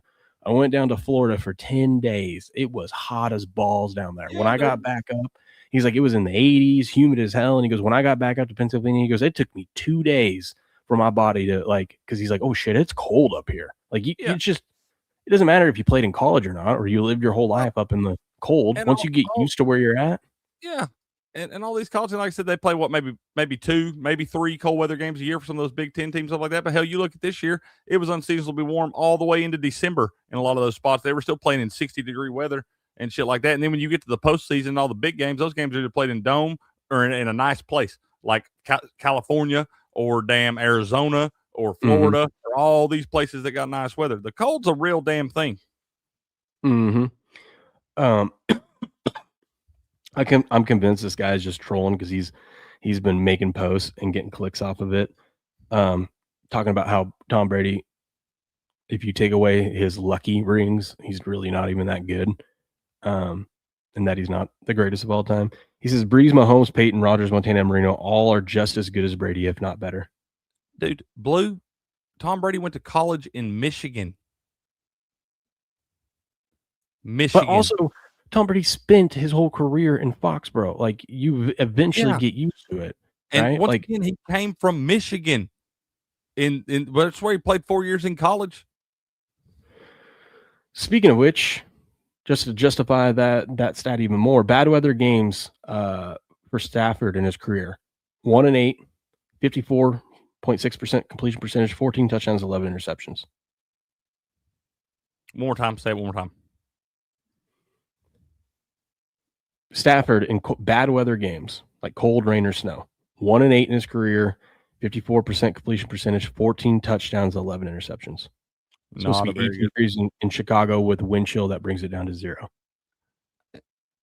Yeah, that's great. And Blue, from high school to college, you can't really count that because think about when you was a kid, man. I used to play when I was damn 13, 14-year-old and stuff. Hell, all up to 20. We'd be playing. Anytime it snowed around here, we're playing backyard football outside in T-shirts and shorts and stuff, man. It gets different the older you get. Well, also, it's not like if you... It wasn't great, Blue. If you are a Cali kid and you go play at Michigan, right? Which it doesn't mean that you're not going to be used to, like, you're going to play bad all season. Your body's going to get used to the cold, and then you'll be adapted to it. This is literally a team coming in from warm weather, and they have 1 or 2 days to adapt to the cold. It's just a shock. You don't have enough time for your body to adjust. You're playing what, your 19th game of the year, and 17 of them have now been in decent weather. I'm with you there. Oh, here we go. The AI clipped this out for you. $1 million now after he just got fired by his other team? Yeah, that's the most New York Giants thing I've ever fucking heard. God, this fires me up. I wasn't even trying to get fired up this morning, but that is insane. He's not Fuck worth John a backup Harbaugh and the New quarterback. York What if he Giants. wins a Super Bowl in the next 5 years? He still ain't worth $20 million fucking dollars a year. I mean, let's just say that one didn't get monetized on YouTube. They said, "Yeah, there's too much cursing in this one." That's why I clip our Sunday show a lot, but a lot of them I can't. I put on my second account because I'm like, I can't put this on the main account because it's not. If it doesn't get monetized, it just doesn't get the reach because it will allow some swearing, but like fuck or fucking and stuff like that, which Beardo does all the time. I'm like, there's such a good clip here, and then he ruins it. I could go in and edit it out, but I never take the time to do it. I feel like the fucks really get the emotion in there. It really does. Fred Warner will not be playing Saturday, unfortunately. He was trying. Did you see this last night? Sam Darnold came out with a oblique injury. Yeah, dude, this is making it even more fishy. This is concerning. So he came out and he was practicing, and when he was throwing, he felt some strain, so he shut it down. And he has I think an oblique injury on his left side. Now this is huge because they asked him, like, what's the chance that you don't play? And he's like, close to 0. He was like, I'm playing in this game, which I think, okay. Smoke and mirrors, maybe? No, I don't think it's smoke. I think there is a legit concern, a legit injury. I do think he's going to play, but now he's at those obliques don't just heal up right away, or there's clearly something sensitive right there. And that could even if he makes it through the whole game, that if he gets hit in the wrong spot or if he makes a throw and pulls something and strains it, it's going to make him inaccurate in this game. And it's a big concern. And what's concerning is they've had 2 weeks off, Greg. So this just this isn't like something he was going into this break with. Like it all of a sudden just developed. You know what's going to be hilarious? That Sam Darnold is 28-6 in the last two years of the regular season. He's going to be 0-2 in the playoffs. He's never won a playoff game, and people are going to lay 7. Only a second one. Well, he's never won one. I know. That's what I'm saying. He's going to be 28-6 the last 2 years of the regular season. He's going to be 0-2 in the playoffs. Yeah, and people want to lay 7 with that guy. I'm just saying. I damn sure ain't doing it now. It was too many points when he was 100% healthy. Yeah, it's just crazy. He'll probably come out and throw for 500. No, I actually like his passing yards under. 1, especially with this injury thing. But 2, if Seattle does get a lead in this game, I think this is the divisional round, right? A lot of the times the spread doesn't matter in the divisional round. So you just either lay it with the favorite or you take the dog on the money line. But I think if Seattle gets up like 7 to 10 points, they are going to be using those backs and killing clock. They're trying to do that. Especially if the reason why they're up is because their defense is shutting down the 49ers again. So I like Sam Darnold. I was thinking of our ladder. I'm like, I think his number's at like 234.5. I was thinking about like taking him under 250 or under 275. That's I like that because I think that even if they do get that lead, even like running the football, they're not going to go for it on crazy 4th down, 16 drives. They'll just punt it deep and try to let the defense win it. Yeah. Also, if this was a regular season game, I wouldn't be thinking about it like that. But this is the play because in the regular season game, a team could just get on a roll and doesn't have a problem blowing a team out. In the playoffs, those buttholes pucker up. You try to play real conservative and sit on that lead, especially when you're at home and you have the ability to run the ball like the Seattle does. I think Darnold under it is a good look. Yeah. Playoffs. Talking about playoffs? We're gonna go a little longer this morning. Yeah. Not too long. I'm gonna step away for just a second and get a refill. That way I can just roll into Creek's Corner. I'll be back in just. Username says no game's a hell of a drug. Yes, it is, but like the problem is like they can numb it up and all that stuff, but internally there's something wrong there. So that's why I'm saying if he tries to fight through it, it could make his just slightly tweak his throwing motion and make him inaccurate. So we'll see. It's something to just keep an eye on. Just tuck that away.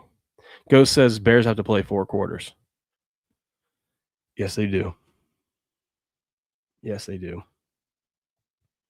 I'm going to save this for when Crick gets back.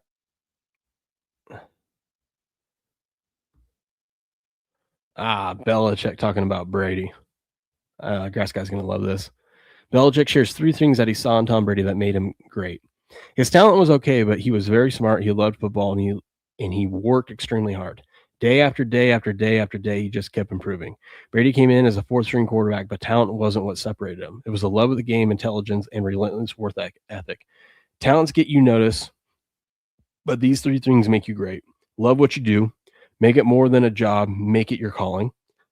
Be a student of your craft. The smartest players see what others miss. Outwork everyone day after day after day. No shortcuts, no days off. That's where he was, but he became great. Tom's a goat.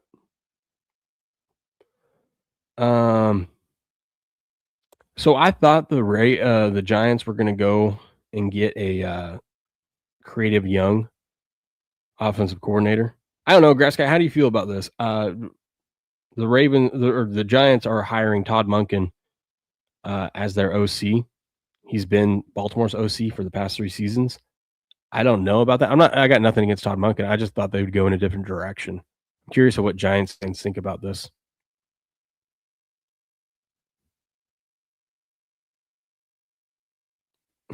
What up, Front Robbie says Houston slithers into the Super Bowl by beating the living shit out of everybody on defense. Just saying.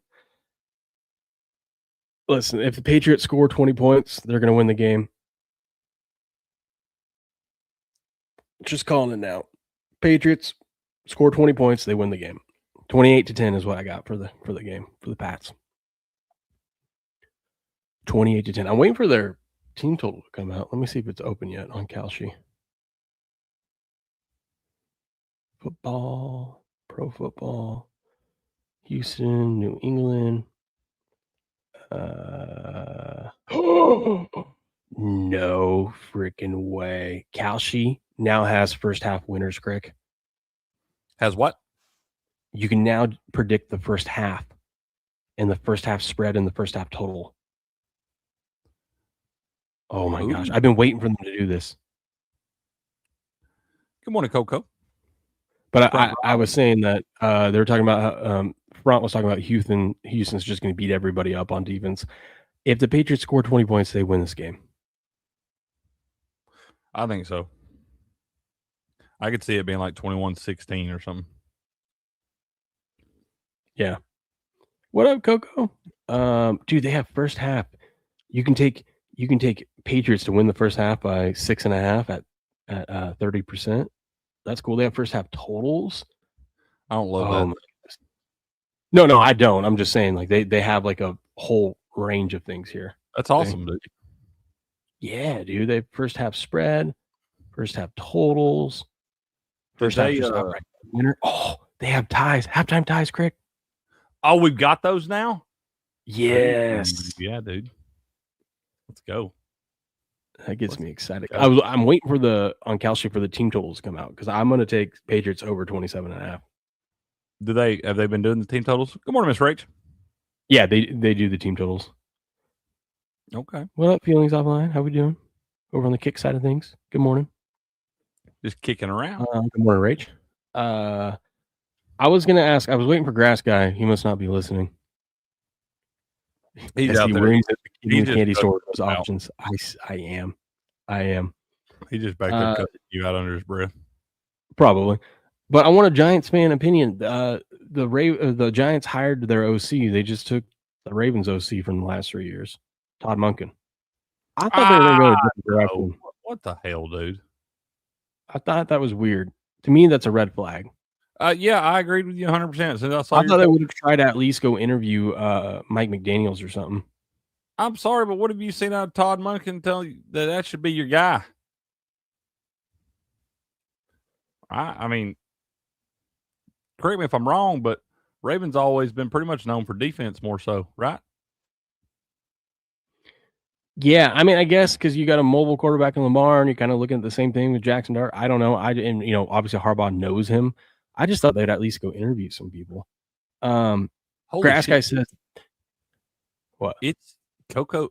It's 30 degrees where Coco's at. That's like Tallahassee, Florida. It's really? 30 degrees in Florida. Boo. What's going on in the world? Grass Guy says they only scored 16 against the trash Chargers. The books thank you for your donation. The Chargers defense is actually good at not giving up big plays. And that's all they had to score because the Chargers couldn't score a fucking touchdown. Yeah. Also, Crick, would you? Okay, I'm not saying they're the same. Like, okay, Texans have a really good defense, right? Some say the best defense in the league. How would you say the Browns defense pretty similar? You can say the Texans a little bit better if you want. I wouldn't argue with you, but I'm just saying, like, when it comes to pass rush and sacks and just overall defense, Browns is pretty similar to the Texans, right? Yes. Is that fair to say? It's fair. A little better secondary for those Texans, but yeah. What it all comes down to, yeah, still two top 5 defenses. Drake May against the Browns, 18 of 24, 282, 3 touchdowns. But he did take 6 sacks, so we got to watch out for that. He did take 6 sacks. He also put up 50 yards on the ground. Because he's running for his damn life. But yeah, hey, Drake May can make plays with his legs, dude. I underestimated that guy. I knew he was going to be a great quarterback in the NFL. I underestimated his athleticism, dude. I can't wait. I can't freaking wait. Good morning, Ninja. So much shit Monday. I might even go live Friday or Sunday night after a big victory. Be fired up and ready to go. Yeah. This is crazy, dude. This is only 4 teams have won a playoff game in 6 straight years. Patriots, obviously, the Chiefs, obviously, and then the Cowboys back in the day. In the mid-90s. Also, the Bills. The Bills are currently on a 6-year stretch of winning at least one playoff game. The Bills are the only. All the other teams have 3 Super Bowls. The Bills don't even have. They haven't even been to one. They have 3, dude. All those other teams have 3, and the Bills haven't even sniffed it. Haven't even got to hang out for a week and wait for the Super Bowl. No. Yeah. Usually, I told your Pats Bears prediction last week because what could go wrong? Nothing went wrong. Nailed it. Not yet. Nothing went wrong yet. We're still rooting for that one. What was that? That's the 200 to 1, ain't it? Oh, I thought you meant you were just on them last week. Oh, you're talking about the Bears Pats Super Bowl, dude. Who was it? Dave from Bet Online posted this.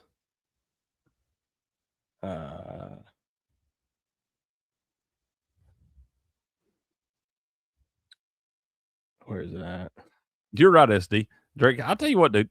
You talk about Drake May can't slide down there. You guys got to learn to slide a little better. I've seen some of the worst QB slides I've ever seen. Bryce Young had one. He was scrambling out, and he was going to slide, and it's like he couldn't slide, so he just like gingerly laid down on the ground because all the players just kind of let up on him. It was the weakest slide in the NFL I've ever seen, dude. Dave, so Bet Online says for exact Super Bowl matchups, we currently have 2 liabilities. They'll lose if the Rams and Bills make it, or the Niners and Bills make it. They got tickets on that at 30 to 1 and plus 825. The biggest wins for the house if it's Seahawks Broncos or 49ers Patriots. I said this is one of my tickets. I have a $10 ticket and then I have this $1 ticket. I did my $10 ticket over on my their sister company, sportsbetting.ag. I posted this. I go, glad I won't be putting you guys out of business if this hits. But I'll gladly take it, put it back in the account. Yeah. That's awesome. Glad I don't have one of the big I'm surprised I don't have a big liability over there, but yeah, made that in middle November, Craig. It's looking good. Got a shot. Well, you made that other one at the beginning of the season, didn't you? No, it was around the same time. Okay. First reported on the show. Check the tape. $100 million. Check the tape. Check the tape. Fucking idiots. All right, let me refill my water, and then we'll get into these games. All right. SD said, like, watch me try to play a slip and slide. Not elegant. Fair enough. Yeah, that one I saw with Rush Young. Like I said, that was the most ginger slide I've ever seen in the NFL. What else y'all saying up here? I think we've already said most of these, man. Front row. Bryce 3 feet tall. You breathe on him hard enough, he'll fall. Yeah, you think he'd be better at falling down at this point? Coco says, SD, I run up the slide. Stop, then lay down the slide. Run up there and just eat shit and just slide back down to the bottom. Yeah, that's fair. You do a slip and slide right, man. You can have some fun. Me and some bad Pissant's house back in the day. Pissant's parents always lived on the lake and stuff. That was where we grew up, out on the lake, stuff like that. But we had a couple parties, man. We'd start these big ass tarps, and we'd be putting like Dawn dish soap and like vegetable oil and everything. I tell you what, buddy, you get some momentum running from about 30 yards, hit that slip and slide, you get up to about Mach 6 going down that thing. I forgot. I saved this one for you while you were gone. Take a look at how many fourth quarter blown leads the Ravens have under John Harbaugh. He's a perfect fit for New York. 100% match made in heaven. You got New York missing all those fourth quarter or blowing those fourth quarter leads, and then you hire a coach that has like the most of any other coach in the league of double-digit fourth quarter blown leads. You think you're going to turn it around? What up, Lion in the Lamb? He said, saw Dodgers sign Kyle Tucker to a 4-year, $60 million deal. What a joke. I agree, dude. I think that's money wasted. 100%. Okay, we're going to get into the games, but first, let me tell you about the Rumble wallet. Tell me about it. It's my favorite thing. Mm-hmm. They can cancel your accounts, freeze your cards, decide what you're allowed to buy, say, or support. Big banks and financial institutions have total control, and they use it.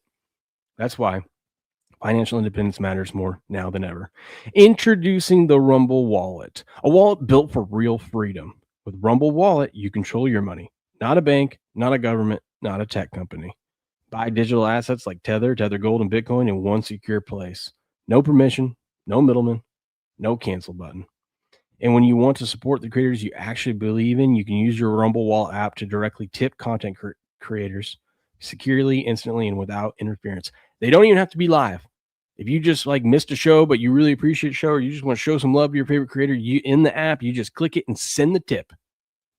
All right? Just the tip. Just a tip. This isn't a credit line they can shut off. It's your wallet permanently. It's yours, guys. It's secure. If you have all the passwords, if you lose the passwords, no one can help you get back into it. It's yours. It's like having literally your wallet in your pocket. Yours to protect your future, yours to protect your family. When the system fails, when institutions turn on their own people, financial sovereignty is the difference between security and vulnerability. Rumble Wallet isn't about politics. It's about freedom, ownership, and protecting what's yours. So take control today. Download the Rumble Wallet now and step away from the big banks for good. True ownership, true protection, true financial freedom. Booyah.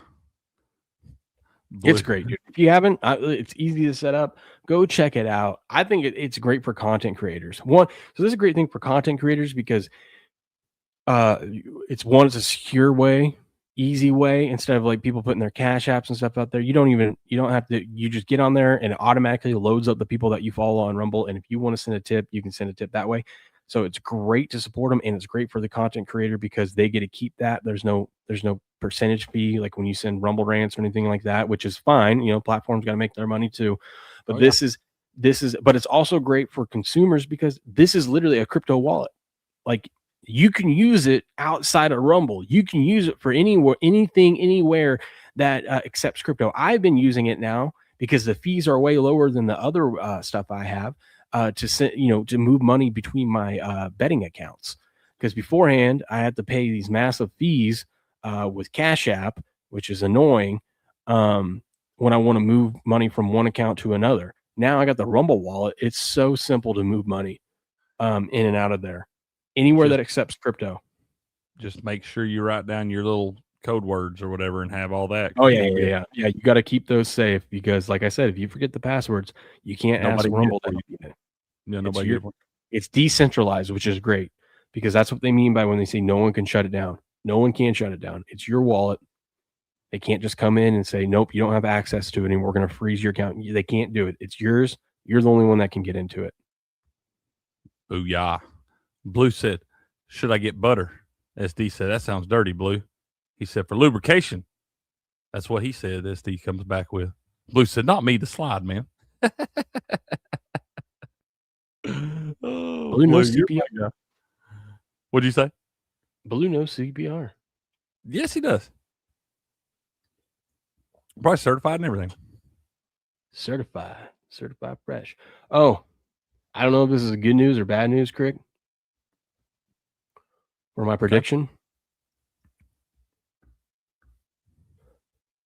Spurs beat the Bucks 119-101. I had the under in that one, baby. Easy peasy. Giannis only played 22 minutes. Good, because they got real close. And it wasn't like, look, it wasn't like it wasn't a close game in the fourth quarter. Like, yeah, dude, we barely got under that one. And then, well, I guess they did come out and put up. Oh no, it wasn't a close game in the fourth quarter. I take that back. The Spurs were up 13 at the half, and then they outscored the Bucks 40-16 in the third quarter. So yeah, okay, never mind. It wasn't close in the fourth quarter. They were about 41. They lost the fourth quarter 32-13 and still won by 18. Yeah, it was not close. The Ninja says, I hope that means Giannis was like, hey, that team looks pretty good. Maybe the Spurs are like, I got my ticket. Yeah, I got my ticket. 50-1. I bought some more yesterday at 100-1. You just keep loading up, don't you? I respect how you'll die on those hills. Let us bury you up there. If it happens, it's $9,000 coming back my way. Go Spurs. I know, dude. Let's make it happen. Hey, what is the Ninja saying down there?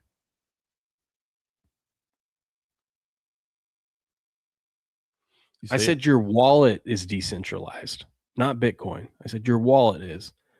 So your Rumble wallet is decentralized. It's a decentralized wallet. Because y'all were talking about you were talking about them people that could take your money or something, right? If you didn't, yeah. Like the secured ones, like you use Coinbase and stuff like that, they can limit your. So like on Coinbase, one thing I hated about Coinbase was, okay, I deposit money into my Coinbase to buy Bitcoin, and I want to send that Bitcoin to my betting account. When you buy Bitcoin on Coinbase, you have to wait 21 days before you can move that Bitcoin. See, I think that's all horse shit. Yeah, because of the rules and regulations stuff that they run on there. This one, someone could tip me right now, and I could cash out. I could send that money somewhere. I could go send that Bitcoin straight to someone else. I could do whatever I want with it instantly while the show's still going on. But the wallet, I'm saying the wallet, the Ninja, is decentralized. No one can get into it but you, or whoever you share the passwords with. Okay. Fair enough.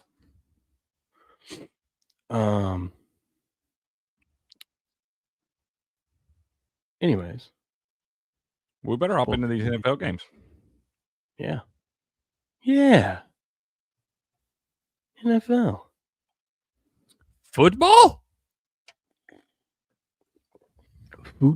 Americano. Oh shit. Yeah, that's true. The government sucks. Oh yeah, I mean, I agree with that. All right, here we go. All right, we're going to get into the NFL games. We're going to break these down right here. We're going to be talking about the Bills and Broncos. This line opened up Bills -1.5. Currently, we are Denver -1.5. If we look at the betting report over on Action, sharp money on the Broncos, but 65% of the bet, 67% of the money is on the Bills. I personally, you have the Broncos. Young quarterback, hasn't won a playoff game yet. But obviously, Josh Allen and the Bills, we just pulled up the stats. They've won a playoff game in 6 straight seasons. Only team to do that and not make it to at least not even make it to the Super Bowl, let alone win a Super Bowl, which is crazy. But this game is just, who do you trust more? Broncos have the better team. But Superman Josh Allen, no one wants to bet against. And how could you? Bills only have 3 active wide receivers available for this game, but luckily for them, they have some good tight ends. Broncos coming off rest. This is going to be the rest versus rust debate. I think the Bills come out hot in this game. My favorite pick in this game is the Bills to win the first half. I think they come out hot. I don't think they blow them out of the water, but I think the Bills are going to be firing. Remember, the Bills did beat this Broncos team last year in the playoffs, albeit in Buffalo, 31-7. But Josh Allen does struggle against a pass rush. It does seem to be his kryptonite. That's kind of why I like Josh Allen under his passing yards, because I think for the Bills to be successful, he's going to have to do it with his legs and also with their run game with James Cook. Now you might say, well, if you like that, why don't you just bet Cooks over or Josh Allen over his rush yards? Because injury plays a part in that, and I don't want to be on the side of an injury. We never root for anyone to get injured, obviously, But I don't want to be on the side of like, hey, I got him to go over because I think they're going to need to run more, and then something happened. So instead, cold weather too. You got cold weather too, and Josh Allen got beat to hell by the Jacksonville Jaguars last week. So instead, I'll just go under. Yeah, I'm gonna go under his passing yards because if he does get injured, then that ticket is still safe. But I like Bills first half for the game. I do like the Bills to win the game, but I do think this is going to be close. I think if the Broncos do win, it's going to be because it's a close game at half where they're down, and then they pull it off in the second half. What do you think in this one, Craig?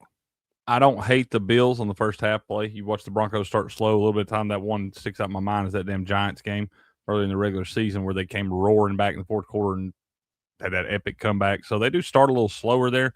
I'm telling you right now, though, the books are not afraid of the Bills in this spot. You see all that money coming on the Bills. They moved the line through 0. It's opened at -1.5 for Buffalo. It's now moved to -1.5 for Denver. You even got the Buffalo money line all the way down to even money now. With all the money already coming in on the Bills, and they're moving the line the other way, y'all.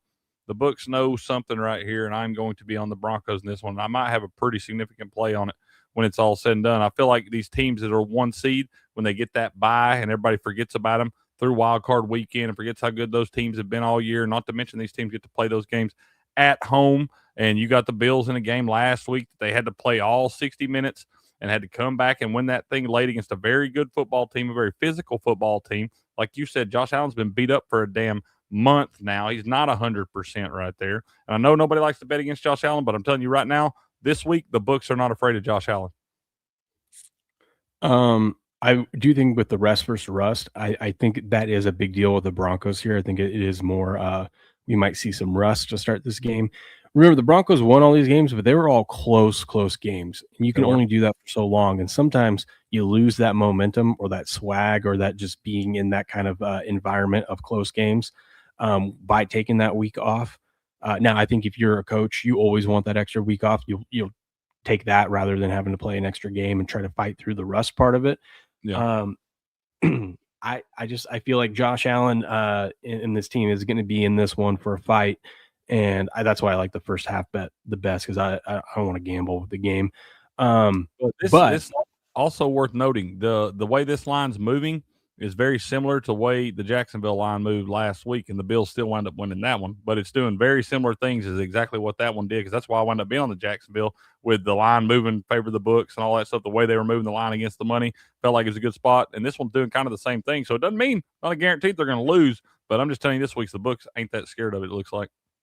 Yeah, I mean, remember last week the sharp money that moved all the lines went 0-6. So yeah, that's another thing too. I'm afraid it's a crazy year. I mean, we already have a crazy year with like all these teams that made it, and we don't have one clear standout team, right? No. I mean, no, and that's reflected by the odds for the teams. Yeah, so I will say though, if you like the Bills, keep an eye on that line. If that line comes back across 0 and the Bills are favored by kickoff, that is usually a good sign. When it crosses 0 and then comes back, that's usually a good sign. I don't think we get there, but that would make me feel good with that sharp money line movement right before kickoff. Oh, yeah, it moves back to in favor of Buffalo. I would like Buffalo a lot. I really would. But right here, it's just doing kind of some funny things, and I think everybody's just kind of forgot about how good the Broncos were this year. Is there something to be said about being able to win all them close games? Ghost Win says altitude. Yeah, these are professional athletes. I'm not worried about the altitude. I mean, Josh Allen played up there in college. You know what I mean? Like I think they'll be just fine and they'll be acclimated. But even if altitude does come into a factor in this, that's another reason why I like the first half, because we'll see that in the second half more so than we'd see it in the first. I do kind of like the Bills first half. Coco, you should have made that a shirt and sold a bunch of those down at the game last week. You could have made shirts that Jesus and Josh are my homeboys, and you could have sold the shit out of those at that Bills game last week. Yeah, that would have been a good idea. Some player props in this game. Obviously, Bills only have 3 active wide receivers. I do like Brandon Cooks to make a play in this game, so you maybe look at his yards over. If you want to get real risky, take him to take a touchdown. But tight ends, I think you look at the run game for the Bills, and I think you look at those tight ends. You probably just have to bet them both because you never know which tight end is going to make the play between Kincaid and Knox. But I think Josh Allen, he's going to have to get more volume to his tight ends because they're just limited on wide receiver, especially if one of their other wide receivers goes down. But I think running is the way to look at this one, and Josh Allen under his passing yards. The Broncos side of the ball, I don't know. I don't have a good feel. If anything, if I was forced to do a player prop, I would take RJ Harvey over his rushing yards. They can run on this Bills team. And remember, the Bills are really good against tight ends. I haven't looked to see how much Broncos use their tight end, but I would be looking at the Broncos tight end under, depending on what the number is there. Kind of feel good about Cortland Sutton, but I like that. I like Sutton, but you never know what you're going to get from Bo Nix in one of these games. So I would be cautious. I feel a lot better about those other player props. Is there any that catch your eye? I like the Cortland Sutton anytime TD there. I'm gonna have to dive a little deeper into player props. I'll be ready for that tomorrow on the roundtable. Grass guy, what are you talking about? Oh, so now weather factor comes in when they play in college, but not before. What are you talking about? He's talking about because I said if they played in cold weather in college or not. That cold weather is one thing that shocks the body they get used to. Altitude, they don't play college football games in January outside of the few games that are played in tropical areas or in domes. That's what I'm trying to tell y'all. It gets a lot colder between early December, late November, and the middle of fucking January. It's literally like a 30-degree fucking difference. But altitude, I'm just saying, Josh Allen has that experience of going from low altitude to high altitude. I don't think it's going to be these guys anyway. Anyways, even if it was that big of a deal, Broncos would like win every home game every year. And I know they're really good at home this year. Or anybody that played in cold weather would be undefeated at home. Well, we're talking about the altitude here because I said the altitude doesn't matter, and that's what he's saying. He's like, well, yeah, cold, but it doesn't matter with altitude. I don't think it's going to be a factor. Yeah, I mean, the altitude, like, once again, these guys are pros, and they'll probably get there a few days early, try to adjust to that some. Yeah, I mean, it's a factor, but like Will said, if it was like the key factor, they would have been undefeated for the last 10 years at home or however long that stadium's been there for that matter. Yeah. Whereas, like, something when you have played when you haven't played a game all season in a game below 50 and you're about to go out in a game that the wind chill is going to have it at 0, that is a way different factor than can you catch your breath at altitude. Yeah, and they have all those oxygen tanks on the sideline and everything. I think it's going to be fine. I don't feel like we've contradicted ourselves at all. Saying that. I get his point. I get what he's trying to say, where it kind of sounds contradicting. I get that. Okay. It's a fair criticism. I mean, I don't think it's going to be a big. I don't think it's going to be a big factor. I mean, hell, and once again, the damn Buffalo Bills. It's cold as shit in Buffalo too. What are we talking about? It doesn't matter where they're playing this fucking game. It's going to be 10 degrees at kickoff. Well, this game's going to be 41. 41? That's a heat wave. I know. In Denver, it's going to be 41. All the games have good weather. Well, decent weather for their stuff. Even the Patriots, it's going to be 36. Feels like in the game. It's going to, by the time the game gets around, it's going to be in the 20s. But it's not like too crazy. The only one where it's going to be really cold, with wind and snow, is going to be the Rams Bears. I was starting to say, you get that wind chill. What you got to watch out for?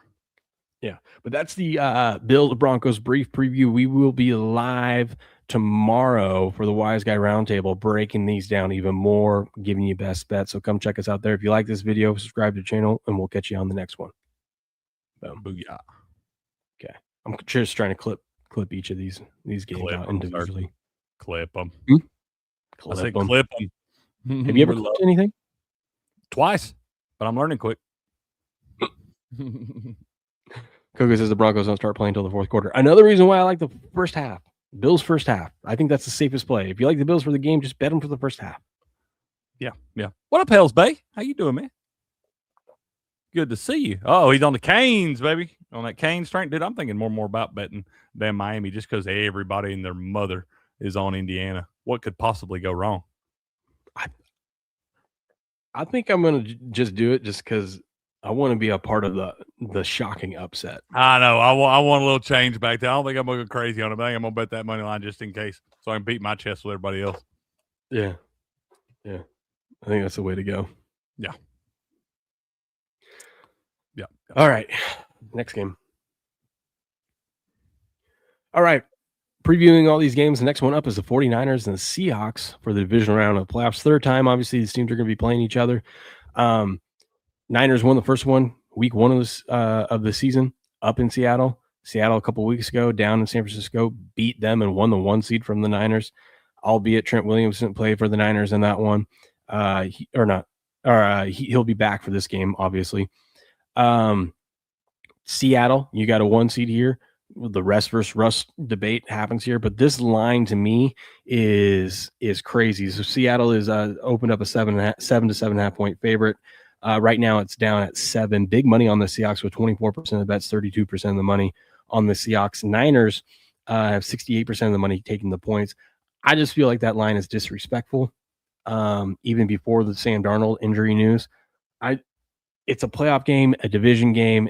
You got one team that's been in the playoffs more often and gone on these long runs in the 49ers. The Niners have, since 2003, have not lost in the divisional round. So they're like 7-0. Some odd reason, when they get in the playoffs, they usually make the conference championship or the Super Bowl. But at minimum, they make the conference championship. Meanwhile, Seattle 1 seed, great running team, great defense. That defense says, we're going to play this style. They don't really blitz a whole lot. They just said, we're going to beat you up. And that's what they do, which is really impressive by the Seahawks. They're better road team than home team, although they were 6-2 at home this year. Obviously, everyone knows it's a loud stadium. But the Niners, I feel like people aren't giving the Niners a chance here. And I think the Niners are a live dog in this one. I mean, granted, it was the first week of the season, but they did go up there and win in that stadium already once this season. So it's not like they can't do it. I think the Niners looked really well. I think that week 18, we talked about it, Crick. I think they knew they didn't have a prayer to win that game, and the guys were banged up. Yes, there was a lot on line with the 1 seed, but I think they made a business decision to not show too much there. Because we saw a completely different Niners team last week against the Eagles. And I told you, when everyone was overreacting to 1 week sample of the Niners and their offense because they only scored 3 points and they were picking the Eagles last week, I go, don't take 1 game sample and think that that's what the Niners are now, because we saw 5 weeks before that one game, this Niners offense was just putting up points. I think this is going to be a good game. I really do. I give the Niners a shot. I took the Niners on the money line. There's some props and stuff we'll get into, but what's your instincts on this game? I don't really think the books know what the hell's going to happen right here. I think they are kind of on their own recency bias from what happened in week 18 there. But I'm with you where I think San Francisco didn't just open the playbook up. They knew that was going to be a tough spot with all those guys banged up. You knew as long as you handle business in the wild card round, you're going to probably get another shot at this team right there. And now the news coming out with Sam Darnold. I don't know if it's smoke and mirrors or whatever. You do see some gamesmanship in some of these things leading up to the games. But Sam Darnold doesn't really strike me as that type of guy that's just going to go sit down for the rest of practice. Even if it's not that big a deal, they're just kind of precautionary measures or whatever. But I still feel like he's the kind of guy in game week going to divisional rounds, especially since only your second playoff game, you got thumped in the last one. I feel like he'd want to be out there preparing, doing his thing if he could. So there's probably a little something to this. And obliques are a weird thing, dude. They're one of those nagging injuries that it can take one wrong twist or one wrong move, and all of a sudden you're like incapable of doing anything, really, especially throwing the football down the field. So to me, that feels like a big deal. It's kind of surprising they haven't moved the line down yet, but I think eventually, I think it's going to wind up going below 7, man. And I think you're getting a good spot on taking the 49ers plus 7 right there. You talk about not losing the divisional round since 2003, over 20 years now, and now you're going to give me a touchdown? I'm sorry, but I don't see any way that they beat them by more than that. For those that haven't seen it, yesterday it was reported that Sam Darnold was out at practice, had some tightness or strain in his oblique, and they shut him down.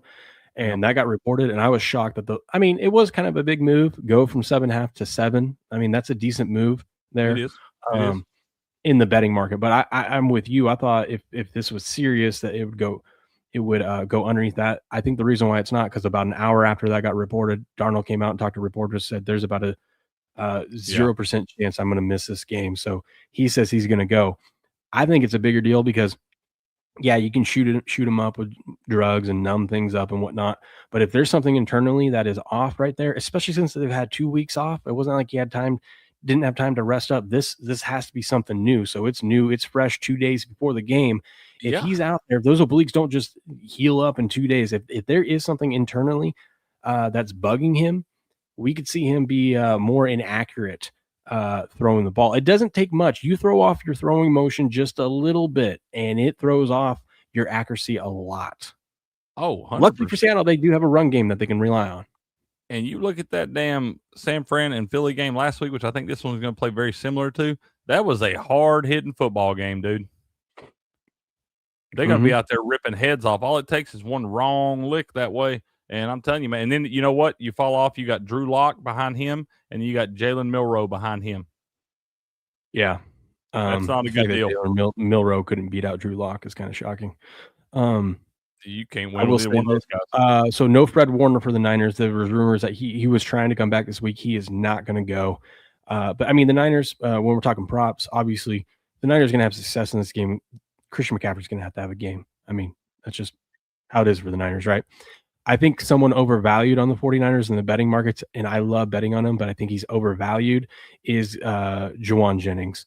All I hear about people is talking about Juwan. Look at what he did last week. Look at this guy over his yards, get him a touchdown, all that stuff. I'm not saying it can't happen. I just think the value is gone there, so I'm going to be staying away from it. Obviously, the backup tight end Tonjes is a good play, I think. Scares me, though, because everyone's talking about Tonjes as well. Surprisingly, even though his numbers are always inflated, no one's really talking about CMC that I've heard from the betting market. It might be a good time to bet CMC because, one, I mean, they need CMC to win. But I do think I don't have any big props in this one. If anything, I would go Sam Darnold under, especially if you like the Seahawks to win this game. Sam Darnold under his passing yards. If the Seahawks have a lead in this game in the second half, they are going to run clock, especially if their defense is playing well. They're going to rely on that defense. They're not going to take risks. They're going to pin the Niners deep and let their defense handle this game for them at home and let that crowd handle that game for them at home. I think Sam Darnold, they're not going to ask too much from him. Also, I can't believe people are really trusting Sam. Listen, Mike McDonald knows football, more football than we do. He's a smart guy. If we know how bad Sam Darnold is in the playoffs and with his history in big games, you know he's aware of it. He's not going to put his quarterback in an uncomfortable position unless they absolutely have to, which would be them, trailing or something in the fourth quarter. I think you go under Sam Darnold's passing yards in this one. And if you want, if you like the Seahawks, maybe look at their running backs over their carries, over their rush yards, because I think the volume is going to go up for those running backs in this game, especially if he is dealing with an oblique injury. Agreed. Any props you like? Yes. I've got one that I absolutely love. Can I interest you in a little 8-1? Mm-hmm. Kyle Juszczyk anytime touchdown. Plus 800. It was plus 1,200 last week. I also like Kyle Juszczyk 15-plus receiving yards at minus 110. First game of the season when these two teams played. I have to look back at what he did the last game. But that game, I'm not reading much into that last game. I'm looking more at the first game of the season when they played. Juszczyk had 2 receptions, 32 yards. Tonjes, even with Kittle on the field, Kittle and Tonjes both scored a touchdown in that game. So you probably go back to Tonjes for an anytime TD as well. But I like Tonjes more 40-plus receiving yards at plus 104. Okay. I can get behind that. That's why I'm on there. And I don't see anything that I love on the other side for Seattle because I'm kind of scared to take the receivers because the oblique stuff with Sam Darnold. The rushing there, I've not seen them be able to establish the running game in some spots this year where it's really kind of just been absent from the game plan. So I can't wholeheartedly trust. Well, it's tough because they got 2 backs and you never know which one's going to be They kind of go hot hand. Go hot hand, and they're both very capable in Charbonnet and Kenneth Walker III.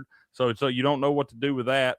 I don't trust their fucking tight end AJ Barner at all. But biggest thing for me for the receivers for Seattle is going to be how good is Sam Darnold going to be there. So I don't see a lot of props I like on that side, but I really like Tonjes and Juszczyk on the other side for the 49ers in this one. I think they're going to try to mix it up a little bit, especially as bad as the offense was last time. I think you'll see some different looks and stuff. Try to get Juszczyk out in space or something, one of those little leak outs in the end zone inside the 10-yard line. Tonjes has gotten a lot of volume in all the games that George Kittle doesn't play in. His average is like 17 yards a game, but you can get him 40-plus at plus 104, so his number is probably somewhere around like 38.5. That's a pretty big anomaly there. So I like both those guys to go over on receiving yards, and I like little sprinkles on them for anytime touchdowns.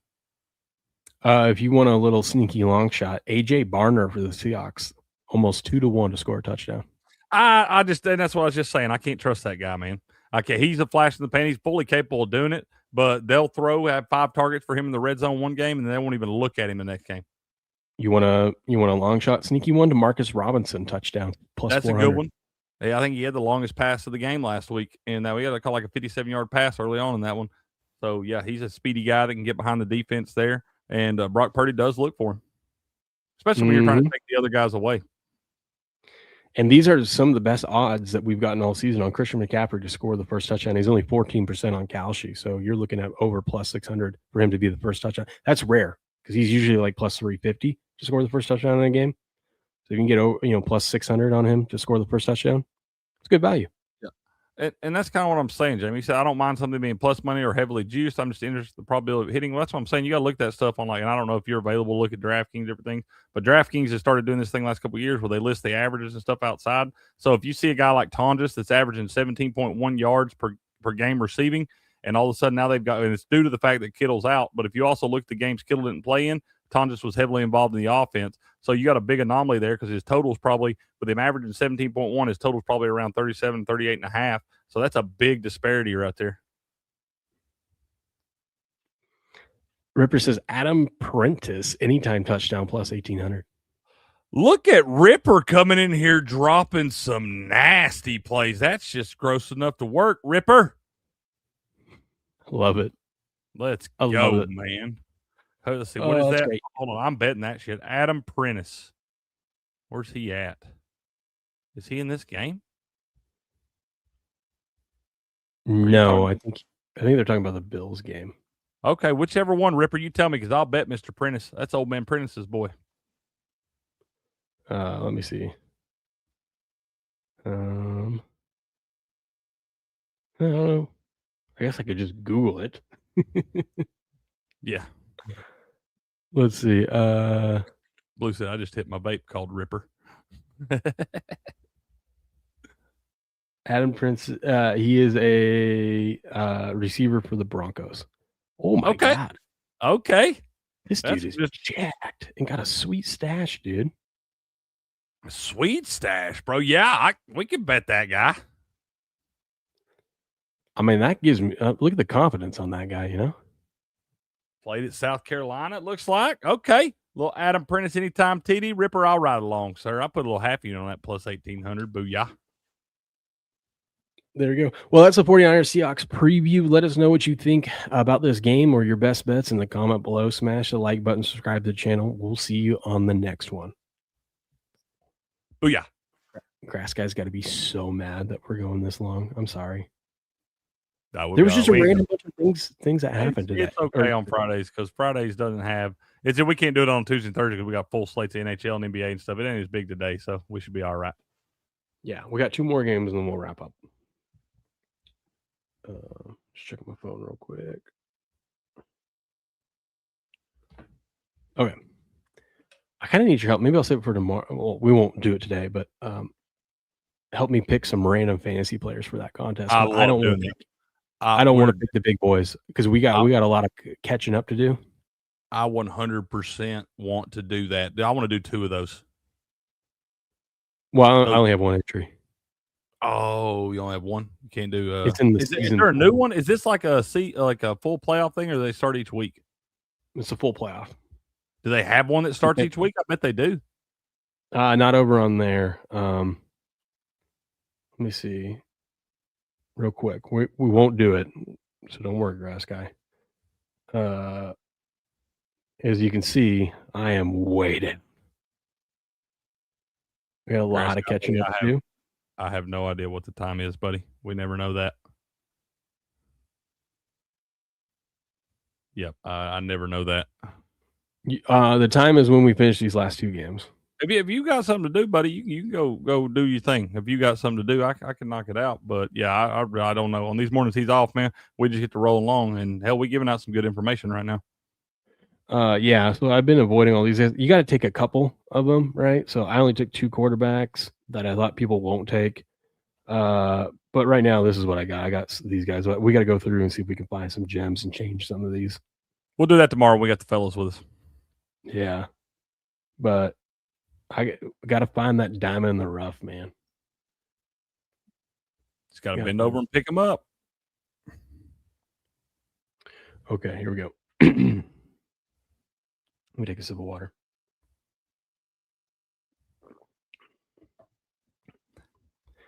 All right, next up on the playoffs, we're previewing each game. Here, we're going to be focusing on the Texans and the Patriots. Patriots laying 3 points at home. A lot of injury issues with these teams that we'll get into. Over on the action report, the money is 64% of the bets, 62% of the money is taking the points with the Texans at +3. On the money line, I believe they're probably taking most of the money line too. Yeah, 33% of the bets, 80% of the money is on Texas money line +150. Everyone, calling out the Patriots, calling them frauds. Not believing in the Patriots. Go back to that real quick. Go back to that real quick one time. The odds here? Yeah. Big money bets on the Texans. Yeah, that's what I was trying to make sure. Okay. Everyone's loving the Texans defense, and I don't blame them for that. But total of this is 40.5. Not much points expected to be scored here. Let's get into the injuries before we get into breaking down the game. Patriots, Christian Gonzalez, cornerback, our best cornerback, got injured last week, had to leave the game with a concussion. Good news is yesterday, red jersey was off, and he practiced, which means if he practiced today, he will be available for the game. Good. Yeah, good. I was hoping so, man, because that injury didn't look that bad, and I was like, damn, I don't even see where he got concussed right there. So good. I'm glad he's going to be on the field. I want to see all the big dogs on the field. I wish Nico was going to be out there too. Mm-hmm. Left tackle Will Campbell, who played like terrible last week. Yeah, he's got to be a lot better this week, and that's exactly what he said. He came in, he goes one game at a time. Last game sucked. Here we go. I'm gonna be better. We got a big task. They got a good defensive pass rush, and I'm up for the challenge. So love to hear that from a rookie. Yeah, you better have your come to Jesus meeting between now and last week, because I promise what you faced last week ain't gonna be nothing like what you're looking at this week. Meanwhile, the Texans, not good news for them on the injury front. Obviously, they played Monday night. Nico Collins went out with a concussion in that game. Face planted, dude. It was pretty gross. Dude, that was gross. We've never seen a player come back and play off 6 days rest when dealing with a concussion. So it's almost a guarantee that he's not playing. We'll find out today whether or not he's going to be activated or not for this game, but it looks like they're not going to have Nico Collins. We also talked about Trent Brown, their big left tackle, dealing with an ankle injury from last week. He has not practiced yet this week, which is not a good sign, even if he does end up playing, because that Texas offensive line is terrible to begin with, and he's the only good thing on it. If he does end up playing, they're going to be out in that cold, and that ankle, he's going to be limited. And it's not like the Patriots have a great pass rush, but I mean, you don't want any of your big boys out there. Limited. Hobbled. Yeah. Did Nico practice at all yesterday? No. So, and that's the thing you got to kind of pay attention to these concussion stuff, y'all, because they got to log 2 practices. So he'd have to practice today and tomorrow to get cleared or whatever. But you look at a guy like Trent Brown with the ankle or whatever, he can actually sit out the next 2 practices. They don't want him to do that, but he could do that, and they could rule him in on Sunday morning, an hour and a half before the game or something like that. But the protocol is the protocol, and you've got to log 2 practices. So if you only got 1 left, you're not going to meet that. Yeah, so I think it's highly unlikely he plays. In this one, all I hear about is Texans defense, and I get it. It's good, but these boys we talked about it earlier. Houston boys, used to warm weather. They played out in cold weather last week, and their offense didn't look good in that cold weather. It did not. And God, who's the legendary coach? I want to give him credit. I can't remember who it was, but he says, you know what doesn't travel well ever in a playoff game? Bad offensive lines. He goes, pick against the bad offensive lines. And guess who has a bad offensive line? The Texans.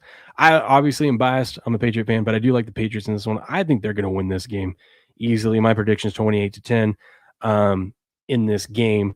But I don't think this Texans offense, if the Patriots can get to 20 points, they're going to win this game. I don't think this Texans offense has enough juice in them. And look how well the Patriots defense has played the last few weeks, especially last week. They're flying out there. They're hitting hard. Vrabel's got his guys dialed in. They've got a great rotation. They can rotate in a bunch of guys and do different schemes. They're obviously home in this one. It's going to be cold out there. It's going to be in the mid-20s when this game is played. I like Drake May. Drake May also, people talking about this Texans defense. Drake May lit up the Cleveland Browns. Now, granted, he took 6 sacks in that game. So if you like anything, looking at props, maybe look at some of these Texans, Will Anderson Jr. To get some sacks in this game. But I think Drake May, he ended up throwing 285 yards, 3 touchdowns against that Browns good pass rush defense.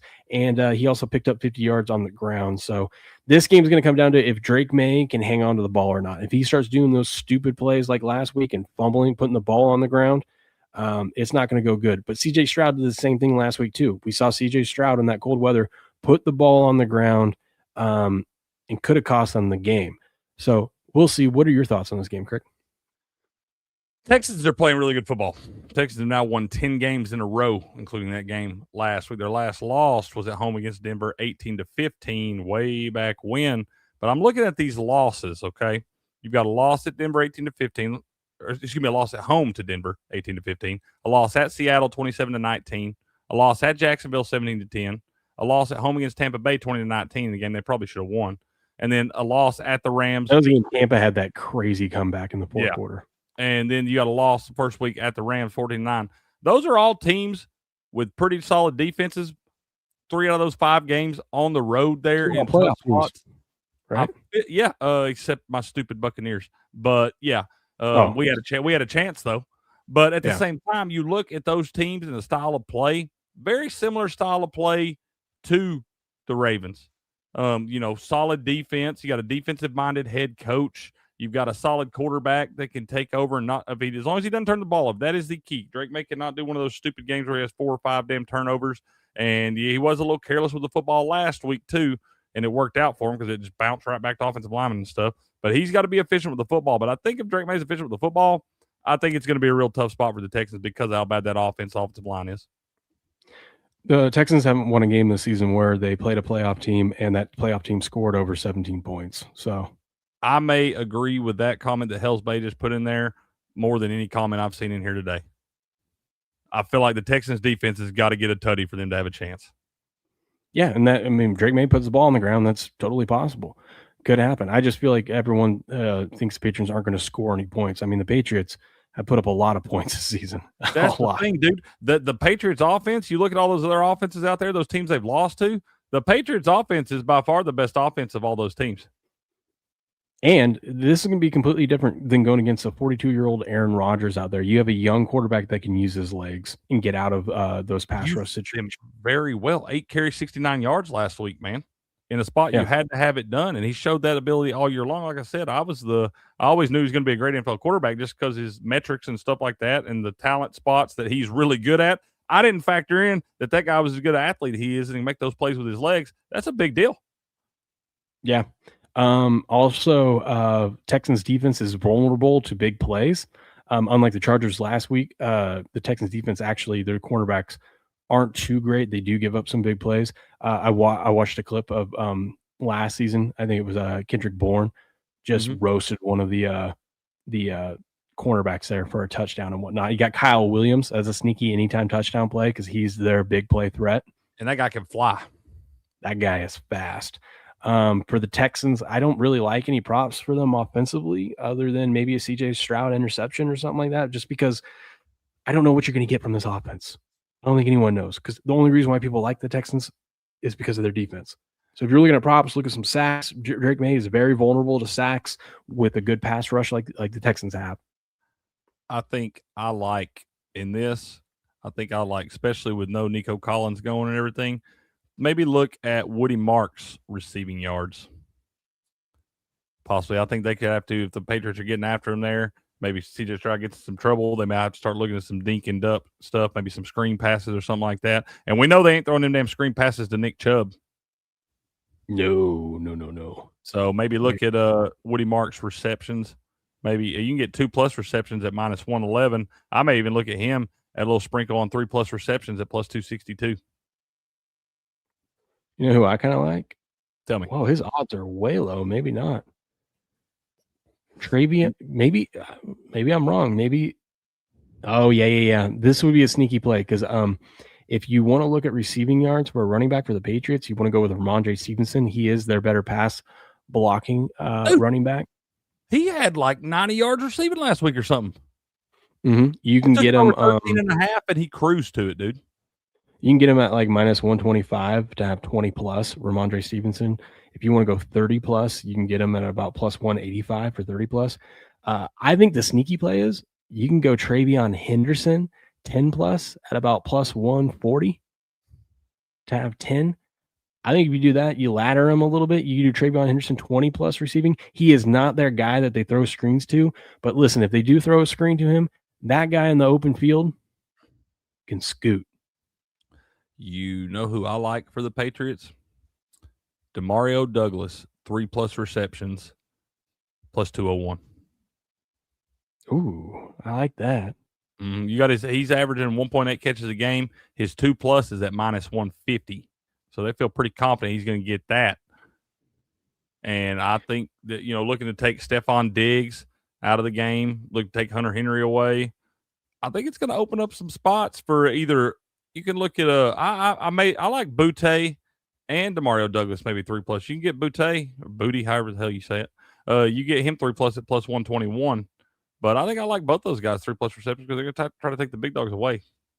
You can get Travion Henderson 40+ rushing yards at plus money. I know this is a good Texans defense.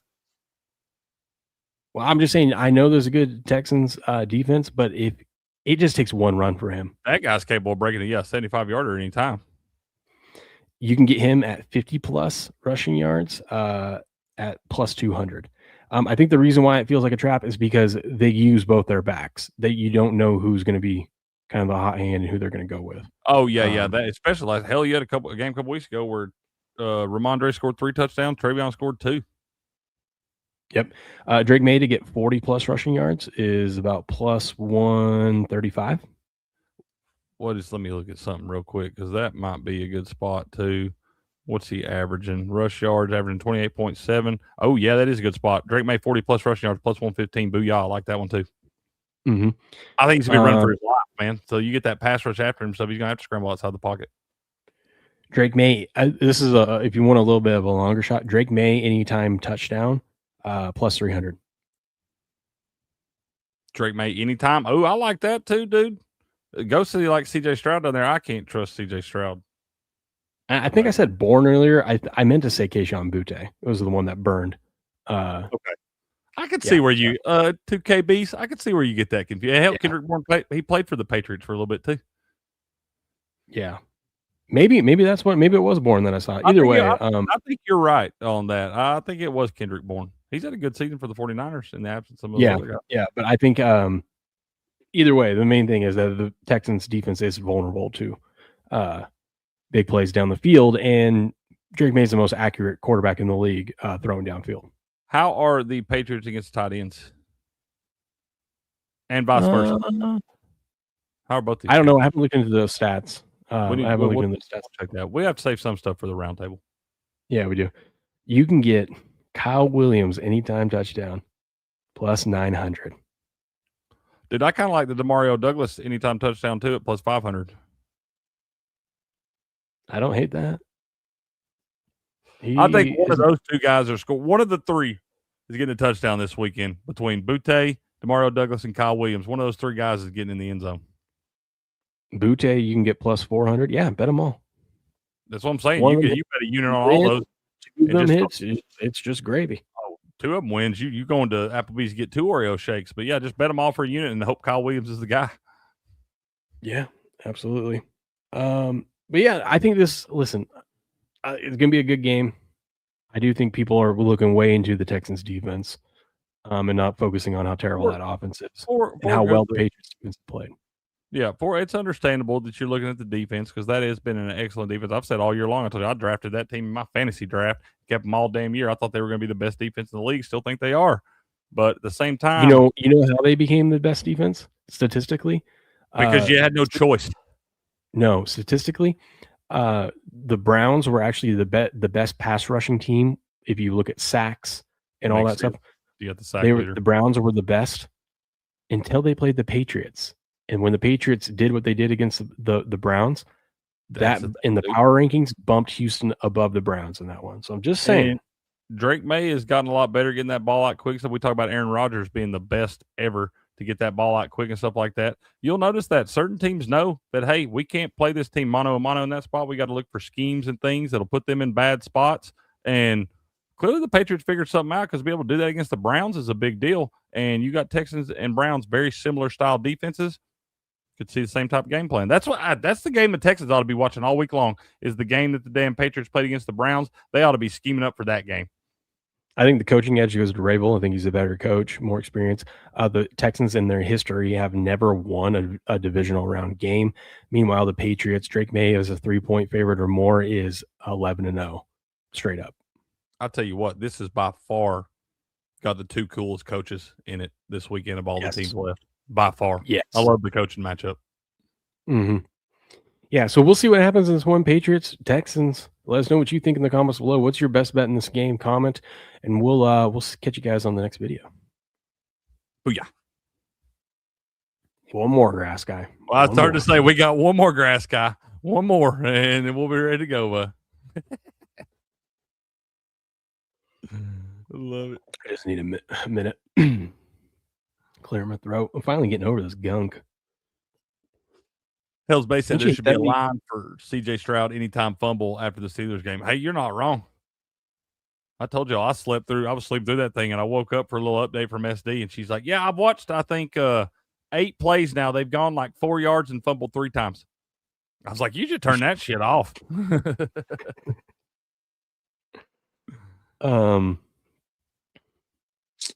Let me make sure I got this all lined up. Okay. All right, in the final game of the divisional round, which we're previewing each game, we got the Rams and Bears here. Rams are laying 3.5 on the road, total of 48.5 against the Bears. Big thing in this game is it's going to be cold. It's going to be like 10 degrees when this game is played. Wind chill is going to make it feel like 0.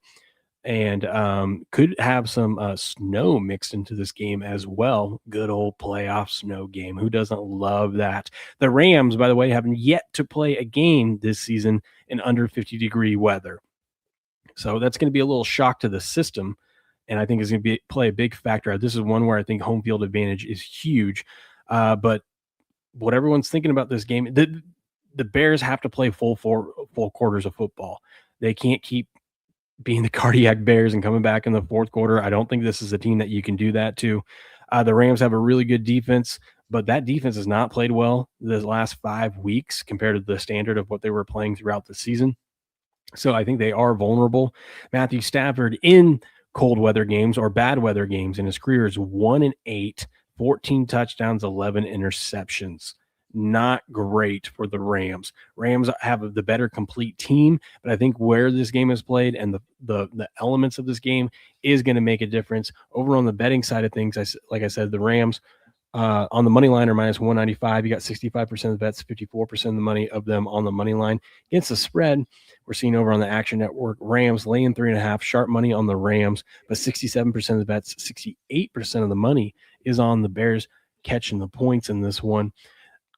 To me, this feels like no one believes in the Bears. The Bears have and you got to be scared of that. The Bears are playing with the nobody believes in us mentality, because all I'm seeing is Rams money line parlayed. I'm seeing people parlaying the Rams to Indiana on Monday night. I'm seeing the people taking Seattle Rams and Indiana money line parlay. Be very careful there. I do think the Bears are a live dog, and I think the weather is going to be the biggest factor in this one. What do you think, Crick? I like seeing the public money. I can live with 54%, 65% of the money or something on the Rams money line. I can live with that. You got to play some juice because it's not over. If it was like 90%, I'd be scared of it. But I love seeing all the public on the side of the Bears plus 3.5 here. What do you think this line would have been? Let's say we play this game in October, first week of October. What do you think this line would have been for the Rams? Rams at Chicago? Yeah. Rams minus 6.5. I was going to say it'd be about double this, wouldn't it? And I think that's probably more accurate. I could see the Rams winning this by exactly a touchdown there, and they have not played as well. It is going to be cold weather. Matthew Stafford's got the bad record, cold weather and all that stuff. But Matthew Stafford's done a few things this year that, he hadn't been known for in his career. He's played much better there, and probably the last real hoorah here, I would say. I don't know, man. I'm starting to lean more and more Rams in this spot because I think if the books were really scared of it, I think they would have moved it down to 3 by now. We'll see. I mean, we've got plenty of time. It's going to be the night game, the last game, on Sunday. And so we got plenty of time for more money to come in. also, I feel like the Bears kind of won their Super Bowl last week because Ben Johnson hates Matt LaFleur. He's been talking all this shit about Matt LaFleur all season long and everything else. And they got all hype and they had to come back to do it. You were dead to fucking rights in that game. And you came all the way back and got it done. But you also exhaust a lot of energy and effort. Then you celebrate and having you a good time for a few days. And you got a team that I truly believe from a roster standpoint, when they tie it all together, is the best team in the NFL. And I've felt that way about the Rams for a couple months now. So I'm just saying, I'm seeing this at 3.5 right there. If it was 2.5, I'd be scared to death of it. But the fact it's 3.5, it's never moved to 3, or at least I have not seen it do that. I don't think the books are as scared of it, especially with the public money on the spread for the Bears. And I think it comes to a point with the Bears where you've been playing with fire for a while, and I think you're finally eventually going to get burned. It's the Rams defense that concerns me in this game. Obviously, I'm not worried about their offense. Their defense has not been playing as great as it once was. I mean, last week giving up 31 to the Panthers, and it wasn't like that was just a 1 week thing. Look at the previous few weeks. And that could be something. Well, I mean, you look at the damn game against the Cardinals. They gave up 20, but they gave them up pretty quick, and they turned it on in the second half and shut them down. And the Panthers could just have a scheme thing.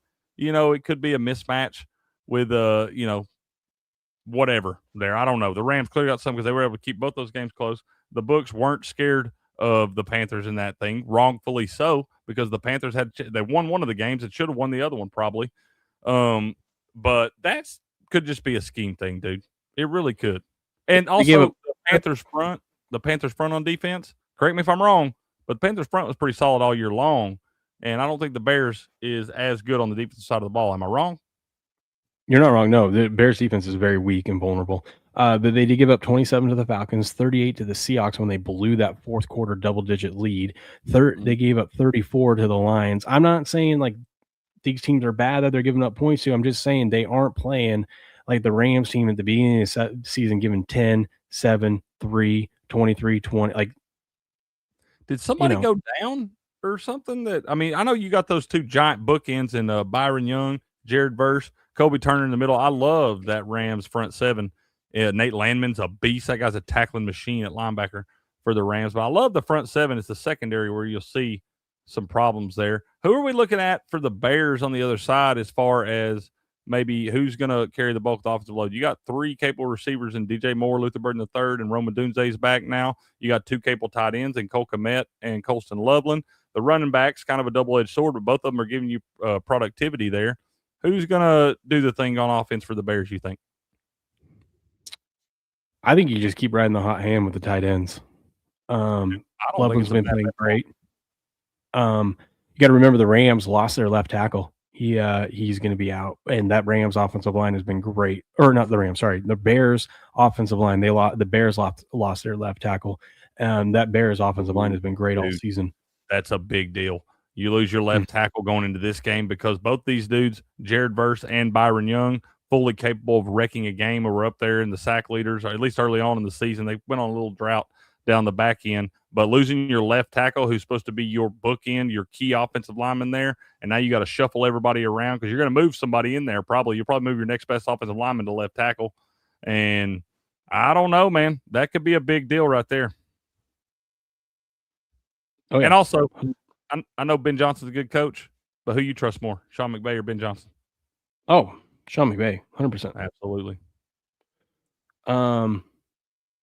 We haven't looked at this, by the way. I kept meaning to pull up the trench report the last 2 days. We haven't, but the Rams have a huge edge in the trench report. But they have an edge over everyone because they have a great offense and defensive line. But this will be a factor. I can't get past the weather in this game and the nobody believes in the Bears. And if the Rams were just playing a little bit better, I'd feel good about it. But it's tough. It's tough to not trust Matthew Stafford in this spot. I'll tell you one prop that I like in this game. Okay. Go under Devontae Adams. Everyone's talking about the Puka show last week, and Devontae didn't get in the end zone last week, and everyone's like, this is his week to get in the end zone. I might bet the no. I meant bet him no on. Bet him under his yards, but bet him for a touchdown. I'm thinking about betting no on the touchdown and under his yards. I think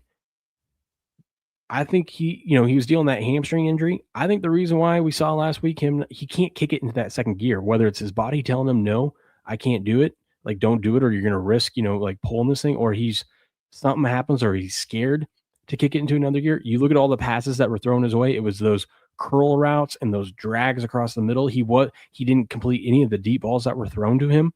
And I think that's why they had to go to Puka last week so much, was because he can't do it. Now he's going to go out in cold weather and try to kick into gear. Not play past the first quarter. That's what I'm saying. I would fade Devontae Adams in this game. Yeah, I don't necessarily hate that at all, because he didn't look completely right last week when he got back out there, because I do think he's got a little gun shy to stretch that thing out there. I was going to look last week, and it's not like this would be a good game for him, because this Bears secondary has been banged up all season long. It's not a good secondary. He should be able to torch these guys, but I don't think physically his body's going to allow him to. I think right now you can bet they're both pretty good plus money, but bet Byron Young 1+ sack plus 188. Bet Jared Verse 1+ sack at plus 180. And I'll tell you another one I don't hate, because I like to bet both of these guys, and it always winds up being this other guy. He's a DT, but Kobe Turner at plus 234 for 1+ sack. Also, not a bad bet after hearing that news of the left tackle going down, dude. I think you can bet all three of those guys for a sack, and you're probably going to hit two of them. Oh, yeah, Caleb Williams, although his sacks have gone down dramatically this season, he is vulnerable to sack. Ghost says Stafford played many games in cold weather with Detroit, and he's 1-8 in his career in these cold weather games. Well, and yeah, that, and then when he was playing the home games in Detroit, that was inside. Yeah. This one, I think, usually I we're seeing in the NFL, home field advantage doesn't mean as much as it used to back in the day. I think in playoff football, when you have an outdoor cold weather environment, this is where it actually matters. I think the Bears are going to be in this game. I think they're going to be live. Don't get me wrong. It wouldn't surprise me if the Rams win this game. I don't think the Rams are going to blow the Bears out like everyone's saying, though. I don't think it's going to be easy. Plus, there is something to this freaking cardiac Bears team. Like, you can't count them out ever.